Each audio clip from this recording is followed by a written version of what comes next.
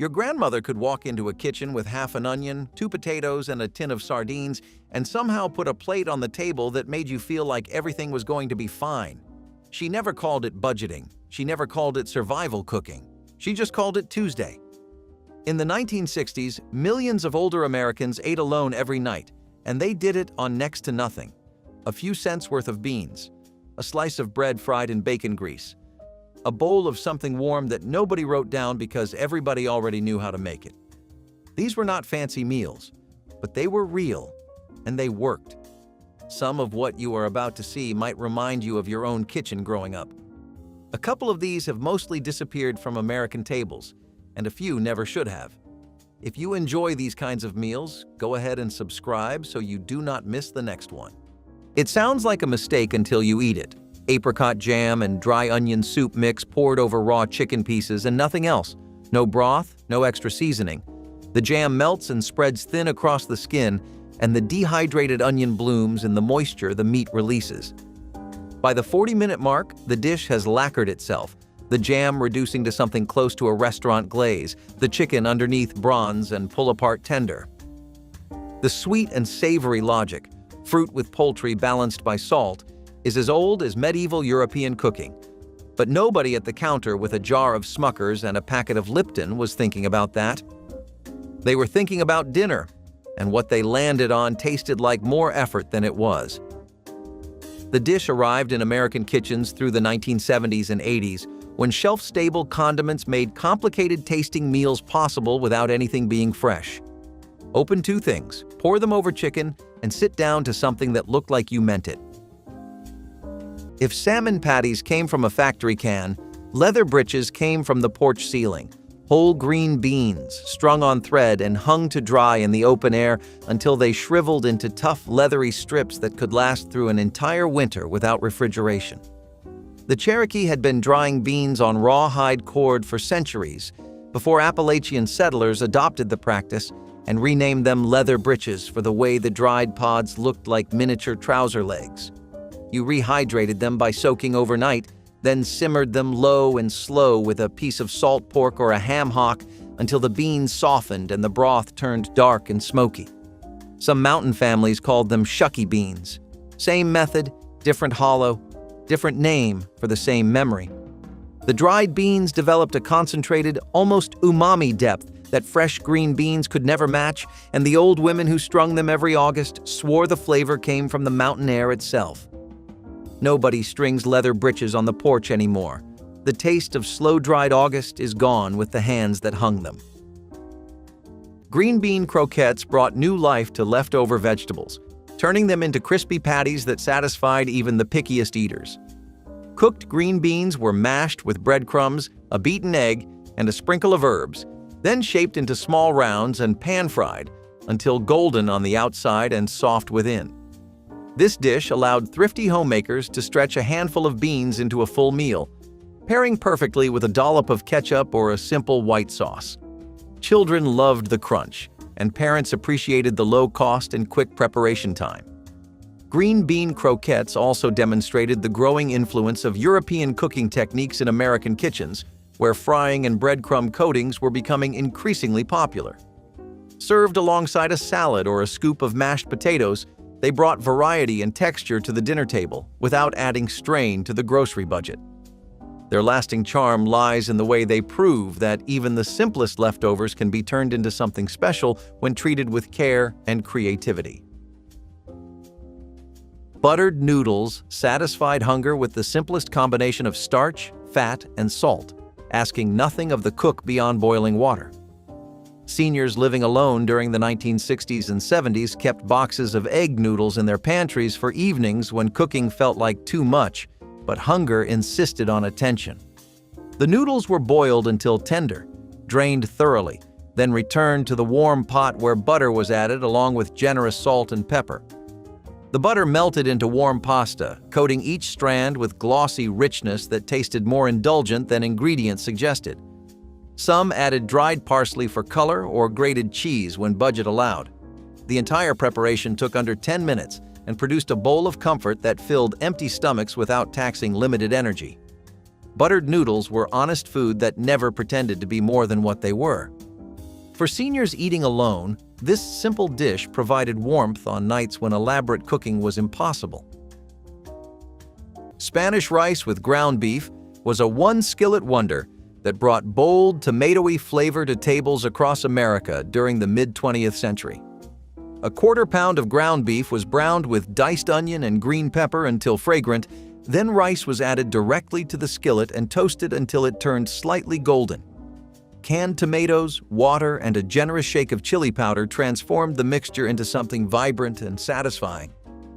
The rice absorbed the spiced tomato liquid as it cooked, each grain taking on a reddish hue and robust flavor. Some added a splash of Worcestershire sauce or a pinch of cumin for extra depth. The dish came together in under 30 minutes and required only a single pan, making cleanup simple for those living alone. One skillet of Spanish rice fed a senior for 2 or 3 meals, providing protein, carbohydrates, and vegetables in every serving. The bold flavors made it feel special despite costing mere pennies to prepare, proving that budget cooking could still deliver excitement. Cabbage and noodles, haluski if your grandma called it that, was a gift from the old country wrapped in poverty. You boiled egg noodles until they were soft but not mush. You fried cabbage and onions in butter or oil until they collapsed into golden ribbons. Then you tossed it all together and prayed the flavor was enough. It was peasant food, proudly so. Born from resourcefulness, not recipes. Even when money vanished, this meal stayed dependable, like a friend who never left. It was not pretty, and it did not try to be. Just beige on beige with a hint of steam. But it filled the house with the kind of smell that made you feel like someone was taking care of you. Even if that someone was just you, doing your best.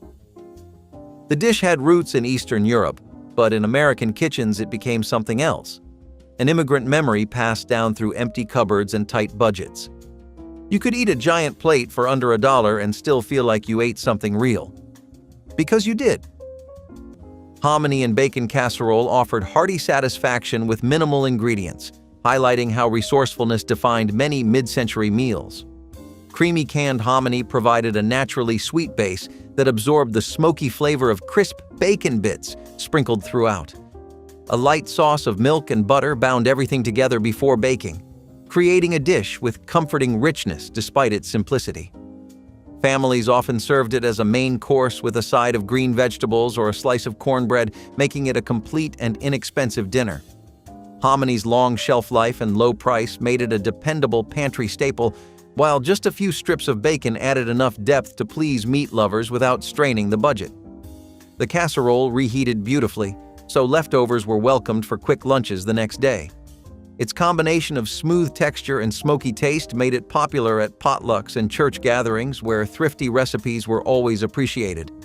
Hominy and bacon casserole remains a testament to how modest ingredients can deliver true comfort and memorable flavor when prepared with care and creativity.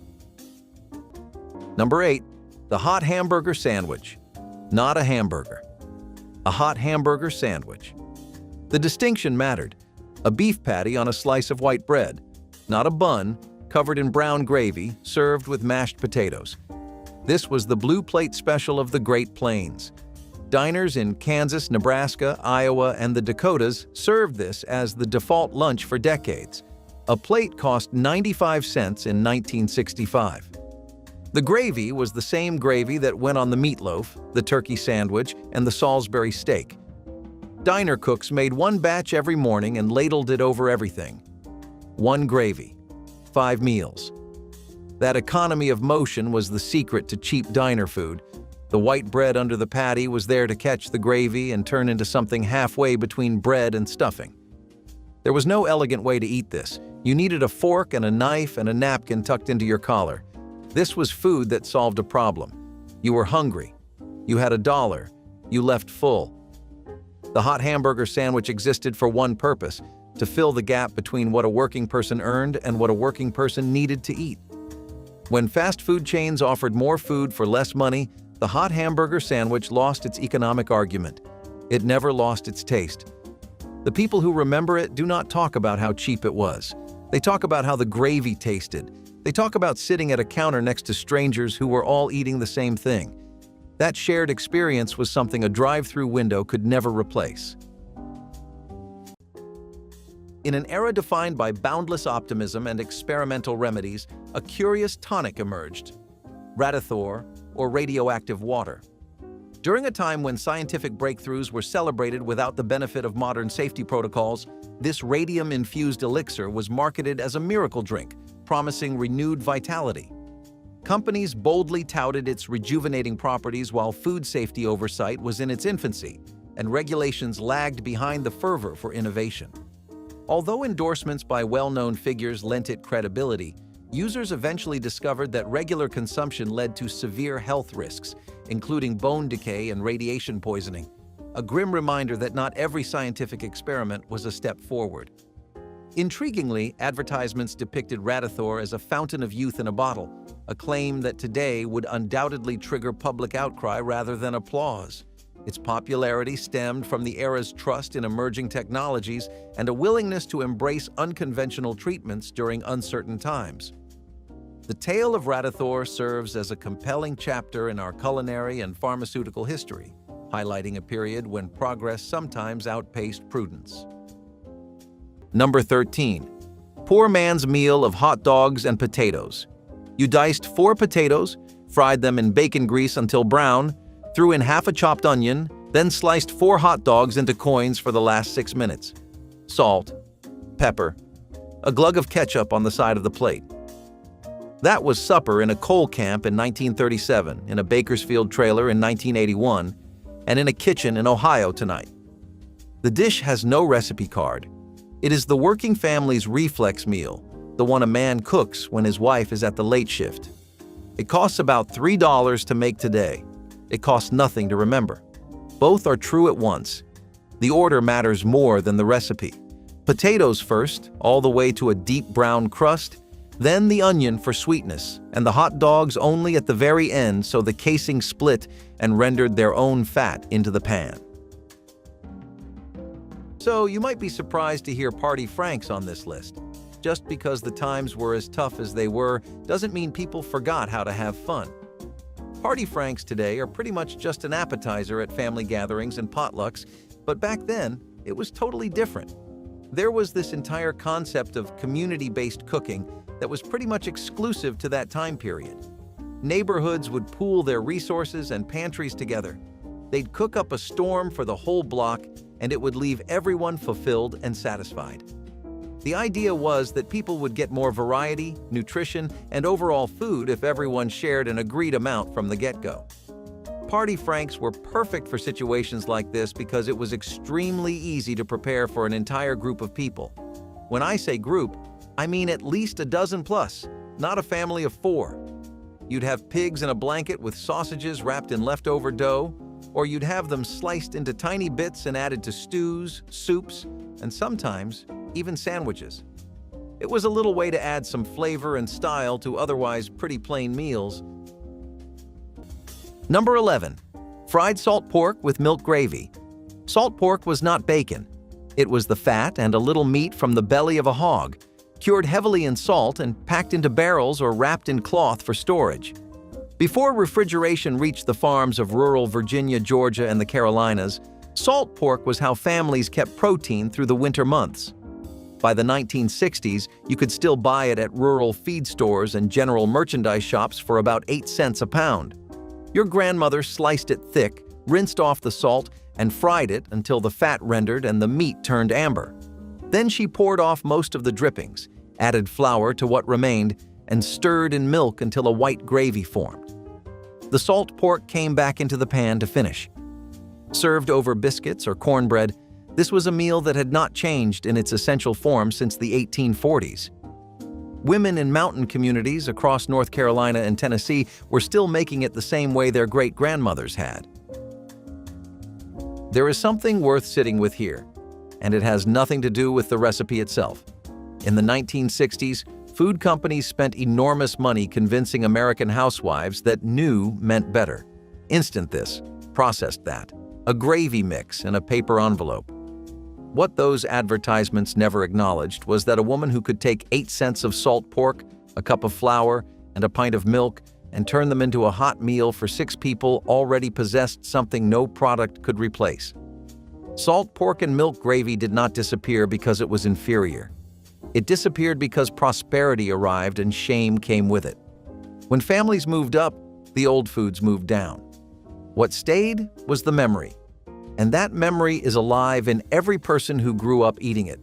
And for everyone who grew up eating it, that memory is more vivid than almost anything else they can recall about childhood. Number 10. Number 7. Dried apple stack cake. And then there is the cake the Appalachian Mountains built one thin layer at a time. Number 7. Dried apple stack cake. The cake came up out of Tennessee and eastern Kentucky in the late 1800s as a wedding cake for families who could not afford a fancy bakery. Every guest brought a single layer. The bride's mother provided the apple filling. The layers were thin biscuit-style discs of flour, lard, sorghum molasses, ginger, and buttermilk, rolled out the size of a dinner plate and baked one at a time on a cast-iron lid. The filling was a thick paste of dried apples that had soaked overnight, cooked down with brown sugar and cinnamon until it turned the color of cooled coffee. The baker stacked 6 or 7 layers with a heavy spread of filling between each. The cake sat under a tea towel for 2 days while the filling worked its way into the dry layers, and by the wedding morning, the whole thing had softened into something close to a moist gingerbread.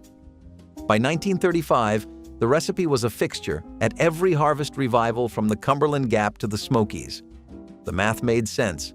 A pound of dried apples cost a dime. A jar of sorghum cost a quarter. The flour and lard were already in the house. The cake fed 30 guests for under $1 and tasted nothing like a Depression supper, and everything like a celebration. Seniors today still bake it for October birthdays. The trick, the old mountain bakers said, was patience. A stacked cake eaten the day it was assembled was a dry biscuit with jam between the layers. A stacked cake eaten 3 days later was the finest dessert a poor kitchen ever produced. Hard cheese and bread is one of the oldest and most memorable pairings from the medieval period, and bread and cheese were some of the most core meals for people back then. It wasn't even a specific group of people, it was almost everyone. Monks, shepherds, travelers, nomads, farmers, fishermen, peasants, and even citizens. Bread would be made using whatever kind of grains were possibly available, and they were the typical ones we have gone over so far. If you were rich, you would just be eating wheat, and that was always a dead giveaway that you were rich too. The class disparity back then was pretty black and white. In the middle and lower classes, as they existed back then, you would get to see several different kinds of breads, like dark and rough ones, or fluffy but dense ones. Hard cheese was something that was favored over other kinds of dairies because it could be stored for a very long period without spoiling anything. Cheesemaking was something that was an extremely rural activity, and it was practiced in all kinds of homes, monasteries, and farms. Milk from sheep would be curdled via rennet and pressed, then salted and aged to make firm cheese. It was a practice that would go on throughout France, Switzerland, and even England. Beans and rice, a dynamic duo that has been filling up bellies for generations. In lean times, this combination was a nutritional powerhouse with protein, carbs, and plenty of flavor, all without costing much. When money was tight, beans and rice were the way to go. They were cheap, filling, and could stretch to feed a whole family with just a few basic ingredients. Another great thing about this meal is its versatility. Got any spices lying around? Throw them in. A sad, lonely veggie waiting to be declared garbage? Throw it in too. It is the meal that will adapt to whatever you had in the house, not the other way around. It always manages to come out tasting like you put more effort into it than you did. Plus, let's be real. When you've got a pot of beans simmering away and some rice cooking on the side, it smells like home, which is what people at the time desperately needed to be reminded of. The beauty of bean and rice is that it is not just a survival meal, it is a comfort food packed with nutrition. While we're on the topic of rice, my personal favorite, red beans and rice on Monday was not a recipe in New Orleans, it was a calendar fact. Monday was wash day, requiring hours of labor, so Monday dinner had to take care of itself. Beans into the pot in the morning, smoked sausage added by noon, rice going in late, everything collapsing into a thick sauce with very little oversight. The oven version carries the same logic. soaked dried kidney beans, sliced smoked sausage, long grain rice, and spiced chicken broth, cayenne, garlic powder, a bay leaf, covered at 325 for 2 hours. The sausage bleeds smoke into the broth, the rice absorbs from below, and the beans thicken the liquid until what started as separate components becomes something close to gumbo.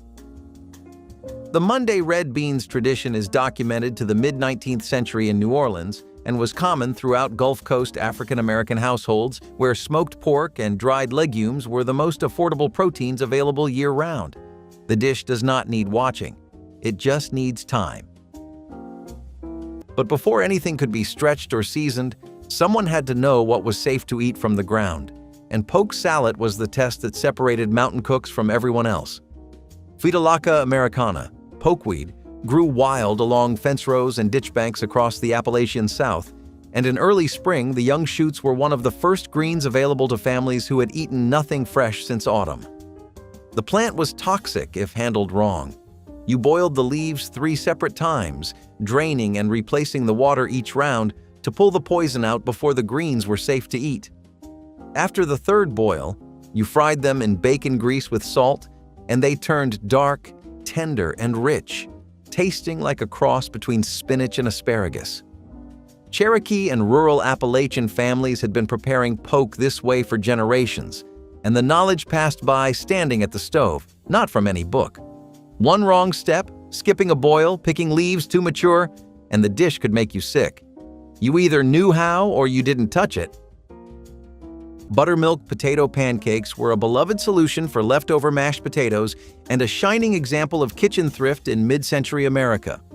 Cold mashed potatoes were combined with tangy buttermilk, a beaten egg, and a bit of flour to create a batter that fried up into golden cakes with crisp edges and fluffy centers. Served hot from the griddle, these pancakes paired beautifully with applesauce, sour cream, or a simple sprinkle of salt and pepper. The recipe offered a new life to yesterday's potatoes, ensuring that nothing in the kitchen went to waste.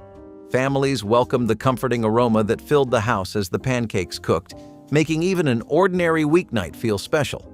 They were hearty enough to stand alone as supper, but also worked well alongside a small slice of ham or a bowl of vegetable soup. Easy to make and quick to cook, these pancakes became a regular part of many 1960s dinner rotations and remain a reminder that frugality can be delicious when handled with care and creativity. Toast with bacon drippings carried the rich memory of breakfast into evening meals, using saved fat that thrifty households never discarded. During the 1940s through 70s, seniors understood that bacon grease collected in jars beside the stove was liquid gold for flavoring and spreading. A slice of bread was toasted until golden, then spread while warm with a thin layer of cooled drippings seasoned with salt from countless previous cookings. The fat melted slightly into warm bread, creating savory richness that satisfied hunger and stretched resources. Some seniors sprinkled their dripping toast with black pepper or topped it with tomato slices when gardens were producing. The flavor was deeply porky, slightly smoky, and wholly comforting to those who remembered when nothing edible was ever thrown away. This single slice often served as complete supper when appetites were small. Toast with bacon drippings represented waste-nothing kitchens where every ingredient served multiple purposes. Bones and potatoes was a slow-simmered meal that turned one of the cheapest cuts of pork into something rich, tender, and deeply satisfying. Pork neck bones cost almost nothing because they were mostly bone with small pockets of meat clinging to the crevices. But those bones contained marrow and collagen that, when simmered for hours, created a broth so rich it became gelatinous when cooled. Seniors would brown the neck bones in a deep skillet, add quartered potatoes, onions, and enough water to cover, then let everything simmer until the meat fell from the bones. The potatoes absorbed the porky essence while breaking down slightly to thicken the broth. A pound of neck bones and a few potatoes fed one person for 3 or 4 meals, making it extraordinarily economical. The dish required time but almost no attention, perfect for seniors who could let it cook while resting. Neck bones and potatoes represented true poverty cooking, humble ingredients transformed through patience into genuine sustenance.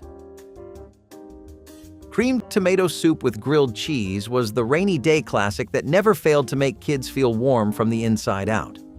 The moment a storm cloud rolled in, kids would start hoping their mothers would make this exact combo because nothing else matched the feeling of dipping a buttery sandwich into a bowl of steaming soup.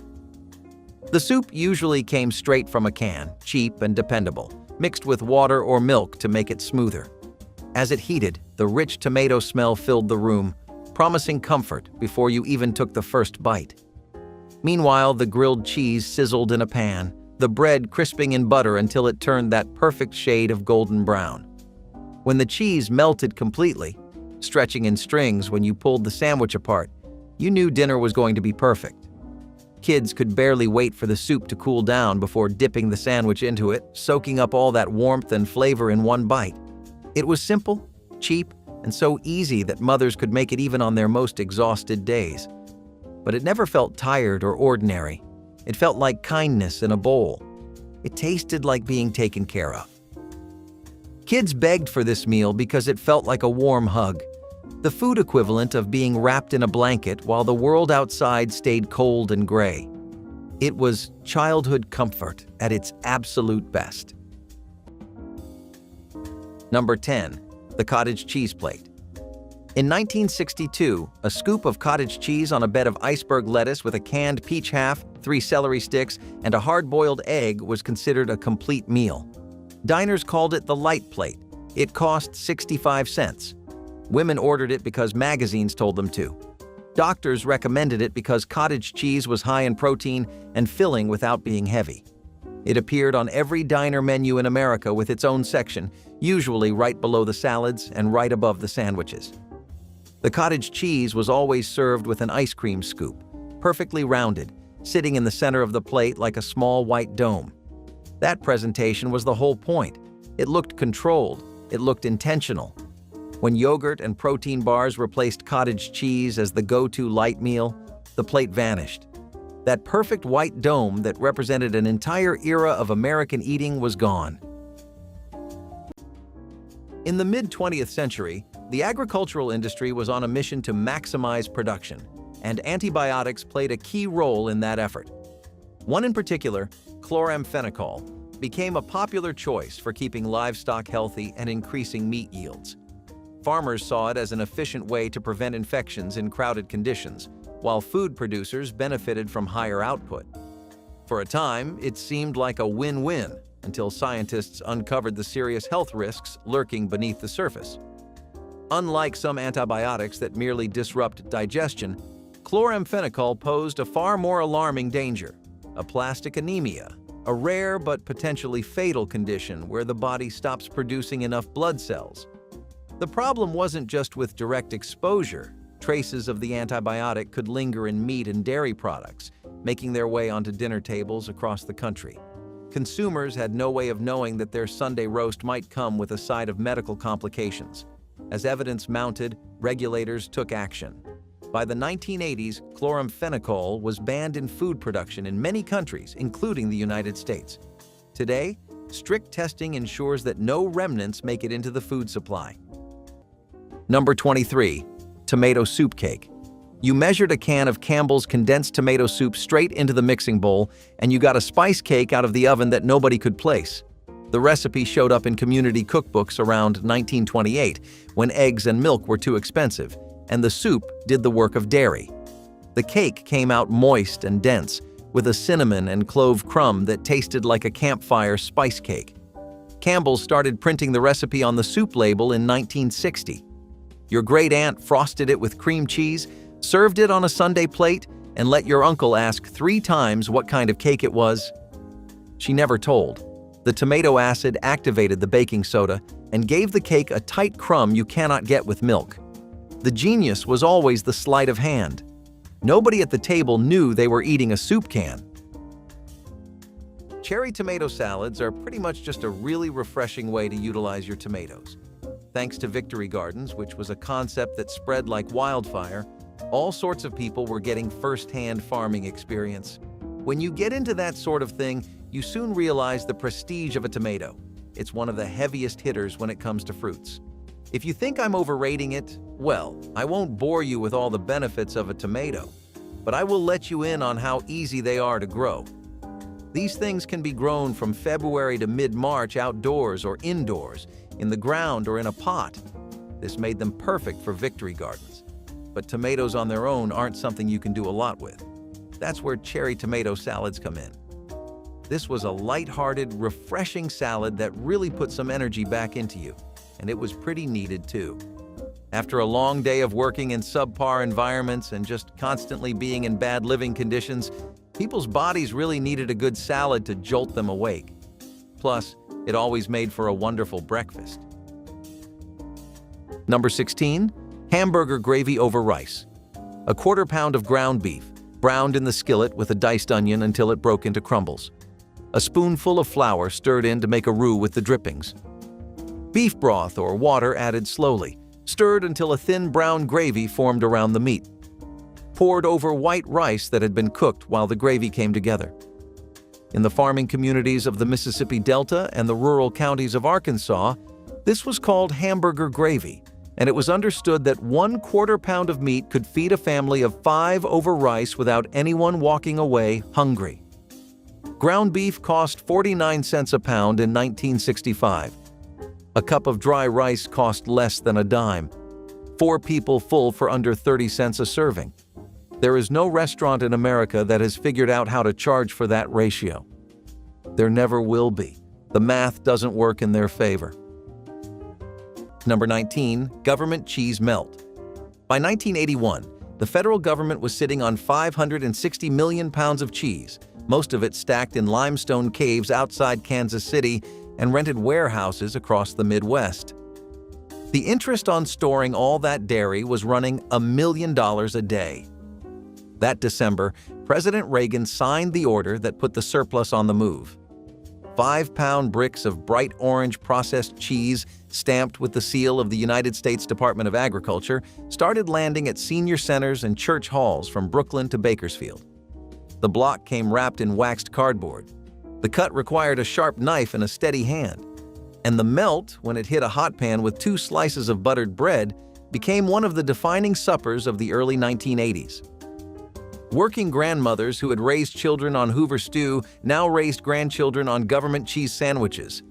They sliced the brick a half-inch thick. They buttered the bread on the outside. They pressed the sandwich down with a coffee can full of dried beans while the first side browned, then flipped it once and let the cheese pull into long elastic strands. By 1984, the United States was storing 5 pounds of cheese for every American citizen, and 300 million pounds had moved through the temporary emergency food assistance program. The cheese tasted nothing like cheddar and everything like comfort. It melted clean. It froze well. It kept in the icebox for months. Seniors who lived through the early Reagan years can still taste the first bite. The crust was burnished gold. The center was molten and slightly sweet, and the bill at the door said 0, because the block had come from a government finally admitting that letting food rot while families ate cold was not a policy any country could defend. Decades later, the recipe still works on a $5 block from the dairy case. Lentil soups were even more common in the medieval world. They would change a lot depending on the region, though. For example, in Europe's southern regions like Provence and Spain, lentils were not only used to feed humans, but also to feed animals. Lentil pottages were one of the most important meals for the church as well, because when the fast would break, this was one of the few meals that could feed an entire group and still be very easy to prepare. Lentils would provide an incredible dose of protein, and it would need just water and a few other vegetables if you could spare them. Onions, leeks, and garlic, or just some savory or sage would work really well. In the Middle East and North Africa, lentil soups were something else entirely. Medieval Arab cookbooks like Anwa al-Saydala F. Alwan al-Atima would feature all kinds of lentil recipes with an incredible amount of flavoring, seasonings, and spices to make it stand out from other dishes. It would be a lot more bombastic and flavorful than European versions of the same dish, and if looking at today's world is any example, I think it's historically accurate to say that they've always had us beat when it comes to working with legumes. Dandelion green salad was probably one of the most resourceful dishes to come out of the Great Depression era. The Great Depression was the worst economic downfall in the United States history. The stock market crashed in October 1929, and that marked the beginning of the end for some people. From October 1929 till the end of 1930, America was at a standstill. It's needless to say, people had a hard time putting food on the table while still trying to keep the family members healthy and happy. So, when money was tight and grocery shopping wasn't an option, people had to turn to their own gardens for some free food. You might be thinking to yourself, is there another type of dandelion that I do not know about? And the answer is no, just your regular grow-in-the-park dandelion. What most of us right now consider a park flower or a pesky weed, people considered a nutritious and, even more important, free source of greens back in the day. Dandelions may have a bit of a bitter bite, but you had to work with what nature gave you. So adding some salt and vinegar was a must. And that's all it took to turn these lawn invaders into a Great Depression-era salad. Families would head out with baskets and pick out an enormous amount of dandelions. So, with no grocery list and no checkout lines, people went out and got their ingredients. But hey, not only did they stretch the food budget, but they also kept their lawns clean and fresh. Talk about multitasking. Uncooked long-grain rice goes in first, dry, straight from the bag, no pre-rinsing. That was the rule. And if you had to ask why, you were not there yet. Bone-in pork chops lay on top, seasoned with salt, onion powder, and paprika, and a can of cream of mushroom soup thinned with 1 can of water went over all of it. Foil tight, 350, 1 hour covered and 15 uncovered to brown the top. The rice absorbed every drop of pork fat and broth, pulling flavor up through the grain the way only sealed, slow heat allows, and the chops came out falling toward the bone. Nobody called this a recipe. It was just the Tuesday answer when the budget was low. Through the 1950s and 60s, home economists promoted pork and rice casseroles as the most cost-efficient complete protein a household could produce. Meat, starch, and fat in one sealed dish, no moisture wasted. Today, the chops come out of an air fryer and the rice is instant, and the patience of that sealed hour is gone. Sawmill gravy got its name in the lumber camps of the late 1800s, where cooks fed crews of men using nothing but flour, grease, milk, and black pepper in quantities large enough to fill a washtub. The gravy was thick, pale, peppery, and poured over anything that held still: biscuits, toast, cornbread, fried potatoes. You started with a few spoonfuls of bacon drippings in a hot skillet, stirred in flour until it turned golden and smelled like toasted grain, then poured in milk slowly while scraping the bottom of the pan. The whole process took less than 10 minutes and fed a household for pennies. Some cooks called it bulldog gravy, and in the coal camps of eastern Kentucky and West Virginia, it showed up at every meal: breakfast, dinner, and supper.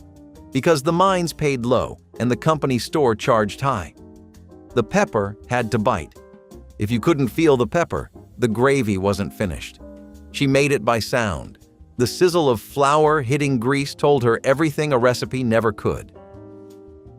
Tomato custard casserole turned 2 everyday items, canned tomatoes and eggs, into a richly flavored dinner that captured the resourcefulness of the 1960s.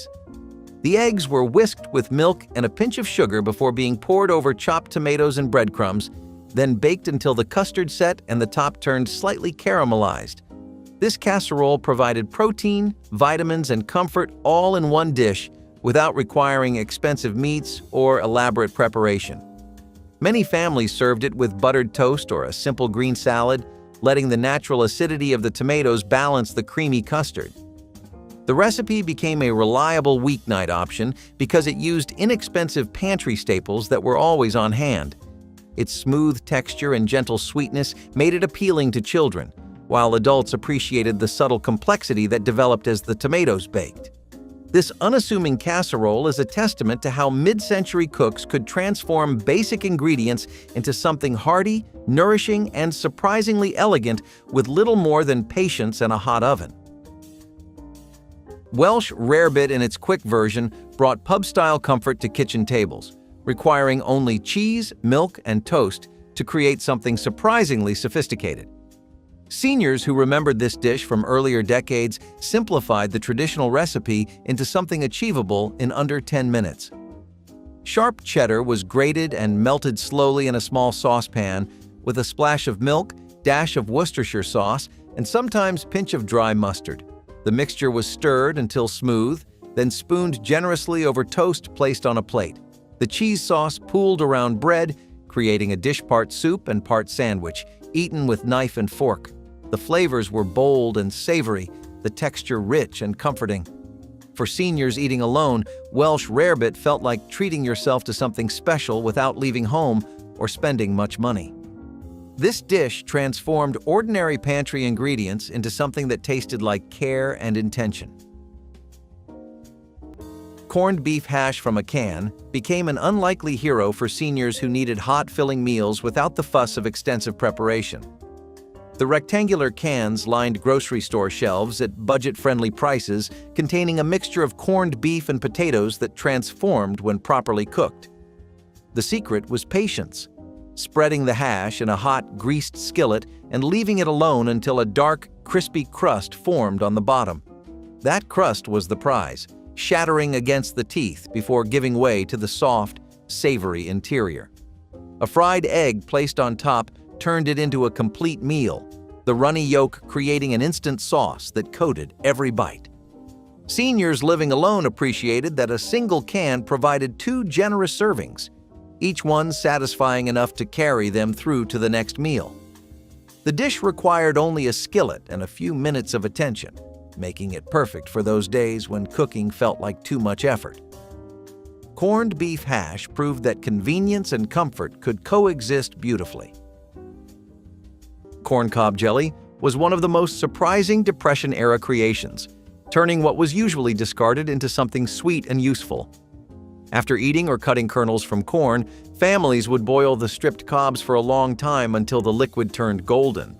With sugar and sometimes pectin, this liquid became a jelly that spread easily on bread or biscuits. It had a mild corn flavor, slightly sweet, and it gave people a way to stretch ingredients without buying fruit for jams. Since sugar was often rationed or expensive, this jelly was seen as a clever way to create a sweet treat out of nothing more than scraps. Many families remembered it fondly, not only because it was thrifty, but because it represented resourcefulness at its finest. Children often spread it on cornbread or stale bread softened in milk, turning waste into dessert. It may seem odd today, but back then it was pure ingenuity. Number 18. Chicken fried steak. Take a tough, cheap cut of beef, pound it flat with a mallet, dredge it in seasoned flour, dip it in egg, dredge it again, and fry it in a cast-iron skillet until the coating shatters at the touch of a fork. Then smother the whole thing in white pepper gravy. This was the blue plate special across Texas, Oklahoma, Arkansas, and most of the rural South from the 1930s through the 1980s. A full plate cost $1.15 in 1965. The steak itself was round steak or cube steak, the cheapest cuts at the butcher counter, often less than 50 cents a pound. The breading and the gravy turned something tough into something extraordinary.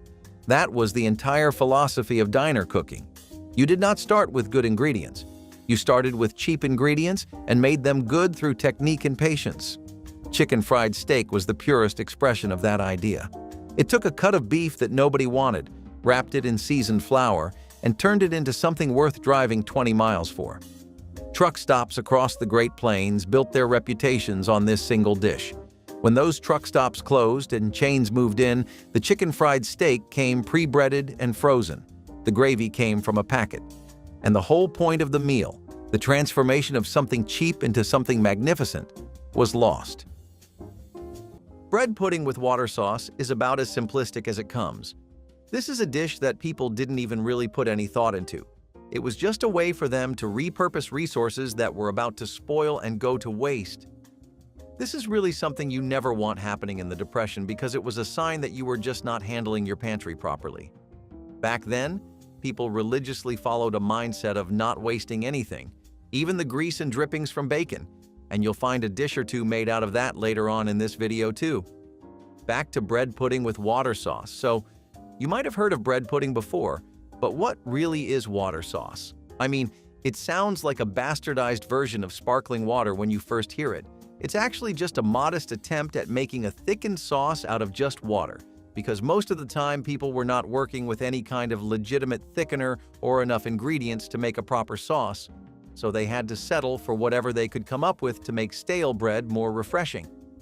The bread pudding in question is essentially just stale, almost moldy bread soaked in sweetened water, and most of the time, the sweetening was with things like maple syrup.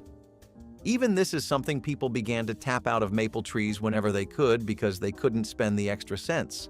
Still, we have a lot more leverage nowadays, so you can probably actually make a decent bread pudding-based sauce dish with enough ingredients and guidance, but the next time you really need to finish some bread, you know what to make. Number 19. American chop suey. You browned a pound of ground beef with a chopped onion, added a can of tomato sauce and a can of stewed tomatoes, stirred in 2 cups of cooked elbow macaroni, and called it dinner. New England called it chop suey. Michigan called it goulash. In Pittsburgh, your father called it Tuesday. The earliest printed recipe goes back to 1909. The version your grandmother knew came from a 1958 cookbook that added bacon and green peppers and stretched the pan to 6 people. But that is the working definition of genius: cheap, filling, shameless.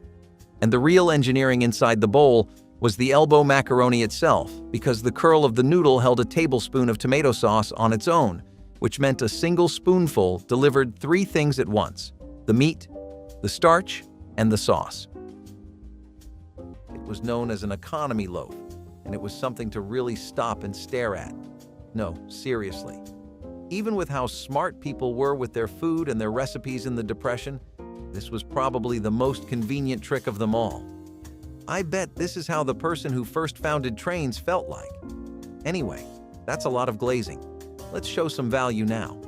Economy loaves were something that were inexplicably tied to World War II. It was so hard to make do with the little amounts of meat and rations people had in their homes. Plus, a lot of typical staples of daily American eating were just gone. Bread, for one, was something that definitely became more of a luxury than a guarantee. The US government saw the sheer value in economy loaves and pushed the idea even further. Suddenly, every government pamphlet and community cookbook had a DIY, easy-to-follow recipe that you could use. Plus, the ingredients were readily available. Makes sense that they'd promote these since it means most of the fresher stuff and the meat goes to the soldiers and war efforts. It definitely died down after the Depression, but for what it was, the economy loaf was, well, economical. Number 13. Beans and weenies. A can of pork and beans, a handful of hot dogs sliced thin, a squirt of yellow mustard, a tablespoon of brown sugar, and sometimes a strip or 2 of bacon laid across the top. Into a pot or a baking dish at 350 for half an hour. That was supper in working-class households from New England to the Pacific Northwest every Saturday night for 30 years. In Boston and Portland, Maine, this tradition ran deep enough that Saturday was simply called Frank and Bean Night in many households. Van Camp's pork and beans sold for 21 cents a can in 1961. A package of 8 hot dogs was 29 cents. 6 people could eat for under 60 cents. Your father called it a good supper. Your mother called it Saturday. It was both, and it wasn't fancy. It didn't try to be. And on Sunday, if there were leftovers, you ate them cold on white bread with yellow mustard, and nobody complained. Number 13. Onion sandwich. James Beard learned this sandwich from caterers Irma and Bill Rode in 1940 and put it in print that same year. But the dish was already a Depression mainstay in the Oregon farmhouses where Beard grew up. The recipe demands almost nothing. 2 slices of soft white bread, a thick slab of sweet onion, sliced paper thin, a generous swipe of mayonnaise on both pieces of bread, salt and pepper. The trick is the onion. Vidalia in season, or a Walla Walla, or any sweet variety the garden produced. The slice has to be thin enough to read a newspaper through. Beard served the same sandwich at Manhattan dinner parties for 40 years and never once apologized for the cost. Seniors who serve it call it the most expensive tasting nickel they ever spent. Cabbage and onion soup was a medieval recipe that's pretty much stayed consistent with how we have it today. It was something that involved a watery, thin soup made out of spices, water, and some aromatics, and brought to a boil gradually. This would be done in earthen pots over a campfire, and it was one of the most perfect things to have during winter. While the preparation is largely the same across several centuries, the convenience isn't.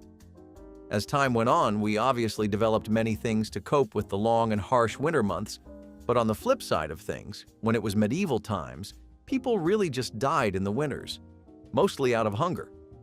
Crops simply would not last, would not sprout in time. Some of the crops would fail, the land may simply go barren, or you may just not have damaged crops from rodents. Any one of these uncontrollable, unpredictable circumstances could essentially just ruin your entire year. Cabbage was important because it was very easy to store in the winter. As far as the nutrition goes, this is pretty okay when it comes to making sure you get everything you need. Comparatively, it was a lot better than other kinds of soups because it could be made very easily. The more convenient it was to make a dish, the more it would be preferred among the people, especially if it was very easy to grow it.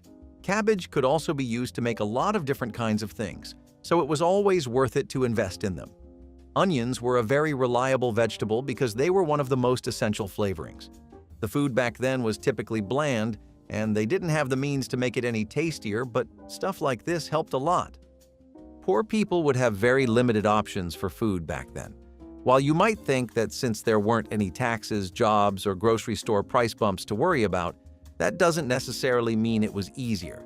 They had to rely on whatever they could forage, whatever they could grow, and whatever was easiest to buy. Vegetable pot pie was proof that you didn't need meat to make a satisfying meal. When times were tough and the meat was either too pricey or just plain unavailable, families turned to the next best thing: vegetables. Awful alternative for all of us who hate veggies, but you had to do what you had to do just to get by. The humble pot pie, traditionally packed with chicken or beef, took a vegetable-only turn during the Great Depression. It consisted of hearty vegetables like potatoes, carrots, peas, and some onions. Vegetable pot pie was a filling, flavorful dish that still gave you that comforting feeling of a homemade meal. And nobody here can even imagine what that must have felt like. When all you ate were just scraps of whatever you could find, getting a vegetable pot pie must have felt like getting a roasted steak. Plus, it was a great way to use up whatever was in the garden or on sale at the market. No meat? No problem. Those veggies could stand their ground. Cooking a vegetable pot pie wasn't only about stretching the budget, it was also about creativity. You could throw in whatever comes to mind and call it dinner. If you, by some miraculous chance, got any canned tuna, that would go in there also. And let's be honest, upon cracking open that golden crust, it didn't matter what lay inside. It only mattered that you had food on the table. She saved the cream of celery for pork. That was the division she had settled on. Cream of mushroom went with chicken. Cream of celery went with pork. And if you used the wrong one, she would notice and say nothing, and you would know. Thick-cut pork chops into the dish without browning, only a light salt, the undiluted cream of celery spread over each chop like a blanket. Dried onion flakes, paprika, foil tight. Baked at 325 for 90 minutes, low enough that the connective tissue dissolved and the collagen seeped into the soup until it thickened toward gravy. The pork chops sold today are leaner and dry out at that temperature, which is part of why nobody makes this the way she made it. The other part is simpler. She is gone. The unwritten rule about which soup went with which meat went with her, and nobody thought to ask until it was already too late. When the nearest ocean was 500 miles away and fresh fish meant a creek full of catfish you didn't have time to catch, canned salmon was the answer. Salmon patties, canned salmon mixed with egg, cracker crumbs, and chopped onion, shaped into rounds and fried in a skillet, showed up on Friday supper tables across Appalachia and the rural South every week for decades. During the 1930s and 40s, a can of pink salmon cost less than 15 cents and provided enough protein to stretch across 2 meals for a family of 4. Coal mining families in West Virginia and eastern Kentucky relied on them because the company store stocked canned goods but rarely fresh meat. The patties fried best in a well-seasoned cast-iron skillet with enough grease to come halfway up the sides, and you pressed them thin so the edges went crisp while the center stayed moist. The smell of canned salmon frying on a Friday evening was so specific to these kitchens that catching a trace of it decades later could stop you cold in a grocery aisle. Apple sausage bread. Pudding married sweet and savory flavors in a way that perfectly captured the experimental spirit of the 1960s kitchen. Day-old bread cubes soaked up a custard of milk and eggs before being mixed with diced apples and small bits of sausage for richness. The dish baked until the top turned golden and the apples released their gentle perfume, filling the home with an inviting scent.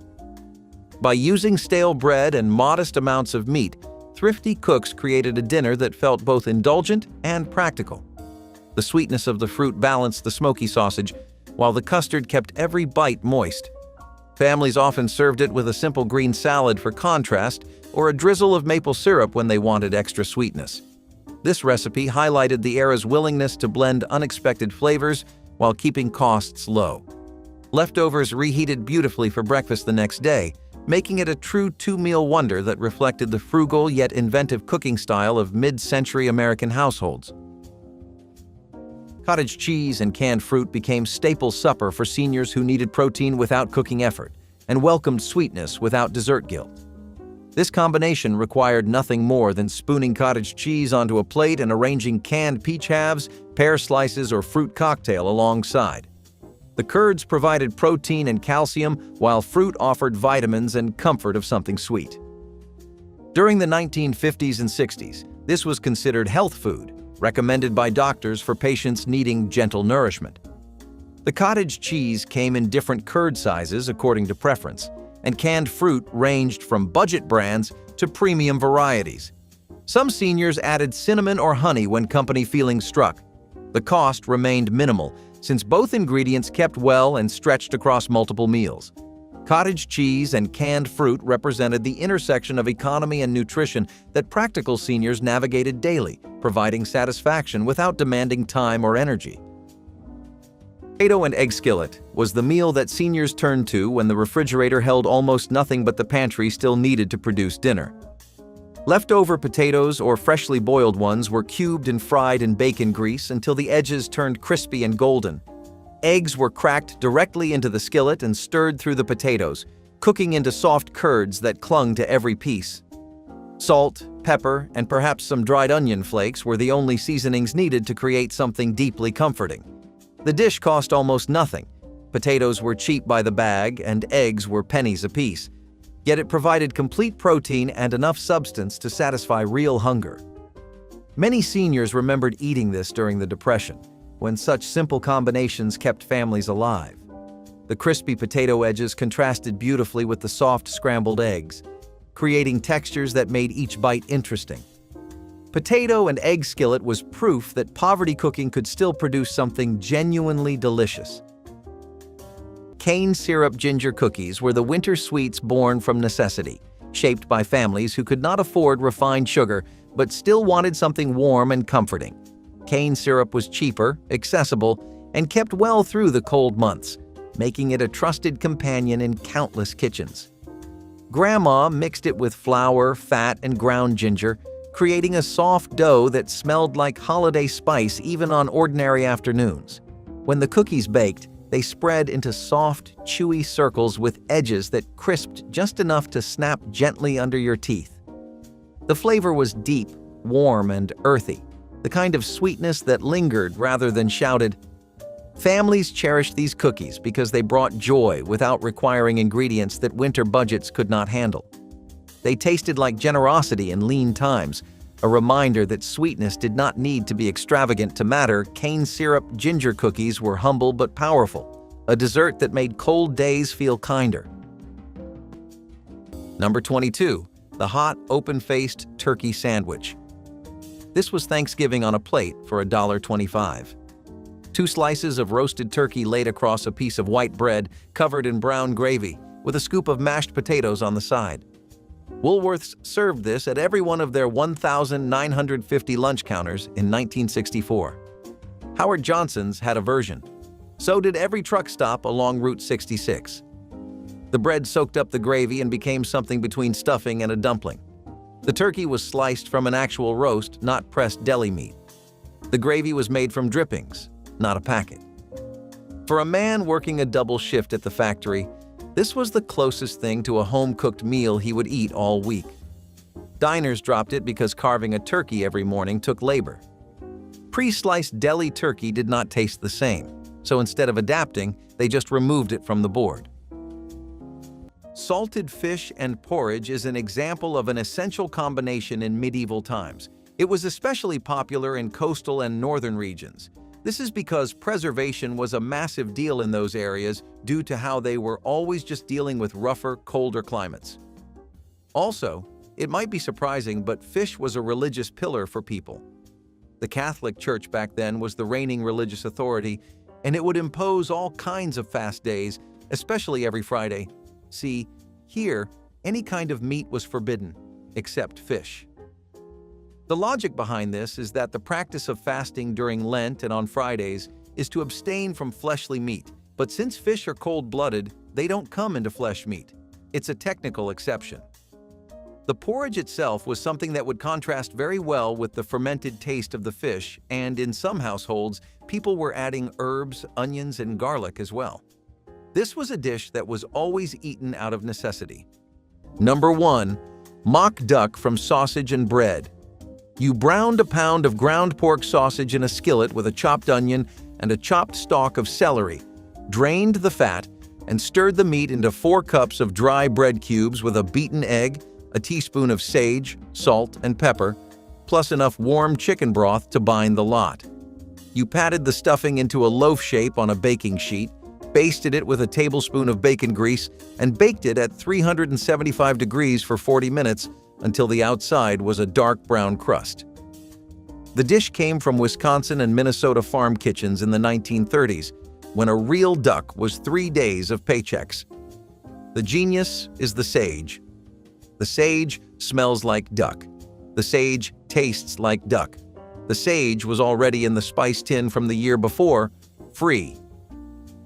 By the time the loaf hit the table on a Sunday in 1934, your grandfather had carved it the way he would have carved a real Sunday bird, slowly, against the grain, 3 slices at a time. He spooned pan drippings on each slice like a real gravy. Every adult at the table played along, because pretending the loaf was a duck was the small kindness that made the meal feel like a holiday instead of a hardship. What most people miss about poor man's cooking is sitting right there on the plate, which is that survival was the mother of the best food this country ever made. Your aunt laid the good cloth. Your mother lit the long taper. Your father said grace and named the bird out loud, slow, so the children would believe. The recipes did not survive because they were cheap. They survived because they tasted like a family that refused to stop celebrating. Potato cakes were pretty much the go-to option for almost everyone during the war period. You have to keep in mind that the country was still juggling the effects of the Great Depression too. Both of them in tandem really made it hard for people to get much else. As good as potatoes can be, especially when you serve them up in cake form, it can get a little stale. When you eat it as much as they did, it gets pretty hard to be excited for it. One way to really spice them up was to pair your potato cakes with fried onions. Sounds simple, but that's pretty much what sums up wartime cooking. Simple, efficient little tricks that make a world of difference. Potatoes were already a wartime staple. They were the easiest crop to grow around, and both rural farmers and government bigwigs took notice of that. This was a simple and amazing way to get some easy comfort and keep bellies full. Also, another thing that made these really easy was how much people traded potatoes and onions. It was really common to barter with vegetables. That meant that the recipe got around. It was in community cookbooks too, so there was no shortage of positive PR for it. I guess you could say it's pretty deserved, wouldn't you say? Number 14, poor man's stew. 2 or 3 potatoes, 1 onion, a package of hot dogs sliced into rounds. Browned in a skillet with oil until the potatoes were golden at the edges, then covered with a little water and simmered until everything was soft and the broth had thickened with potato starch. Some families added a can of baked beans at the end. Others added ketchup, which sounds strange until you taste it and understand that the sweetness cut through the starch the way nothing else did. In the small factory towns of West Virginia and along the coal fields of southwestern Virginia, this was called poor man's stew without any embarrassment. Hot dogs cost 29 cents a package in 1965. Potatoes were 5 cents a pound. The whole pot cost under 40 cents. What is remarkable is not that families ate this way. What is remarkable is that it tasted good. It still does. Cheap food works, beautiful in its own honest way. Number 17. Hot dog goulash. This is the trick the intro promised, the one that takes one hot dog and feeds 6. The recipe came out of Pittsburgh kitchens in the 1930s and spread along the Allegheny by way of mill workers' lunch buckets. 1 frankfurter, sliced into 30 thin coins, a pound of elbow macaroni, a can of crushed tomatoes, an onion chopped fine. The onion softened in a hot skillet, then the hot dog coins browned in the released oil. The tomatoes went in, then the macaroni, and the pan got a slow stir until the sauce coated every noodle. The single hot dog dispersed across the pot, and every bowl ended up with 5 or 6 coins of meat. The dish fed a family of 6 for under 30 cents and showed up in church potluck rotations into the 1960s. Rye pancakes are a fantastic option to go for if you have a family of 4 and live in prehistoric times. They were one of the most common recipes, despite what you might be thinking. These people were still walking around wearing chainmail armor and robes, so how'd they end up having pancakes? Well, they're actually pretty different from the kinds of pancakes we're used to today. These are just rye flour, water, some salt, and that's it. It makes a batter that can be ladled, but most people would typically just pour it onto a griddle or a hot stone suspended over a hearth. This was the most common way to cook desserts or breakfast in these times. If you were lucky enough to have milk or buttermilk, you could replace the water with that, and it would usually make them a bit more tender. People typically fried these in butter or animal fat. Well, if it wasn't a fasting day. Rye usually does not need to be flavored much, but what flavorings people did use, they were very different from what we have today. People used stewed vegetables, onions and garlic instead of Miracle Whip, rainbow sprinkles and maple syrup. While on the topic of soup, let's not forget to mention onion soup. And since it is fall and fall is the soup-making season, maybe you'll get an idea or two on what to make for your next dinner. The onion soup was proof that even the humblest ingredients could make a delicious meal. In case you didn't know, when you're working on a tight budget, onions become your best mates. They were widely available and quite cheap at the time, so they were the go-to vegetable in hard times. When you mix a few onions and some broth, even if it's just water and a bouillon cube, you'll get yourself a soup that's rich in flavor but light on your wallet. The thing that makes onion soup such a classic and timeless meal is its simplicity. Though caramelizing onions takes a bit of time and patience, they add a depth of flavor that makes you forget you're eating something as simple as soup. Once they hit that sweet golden spot, there's no coming back.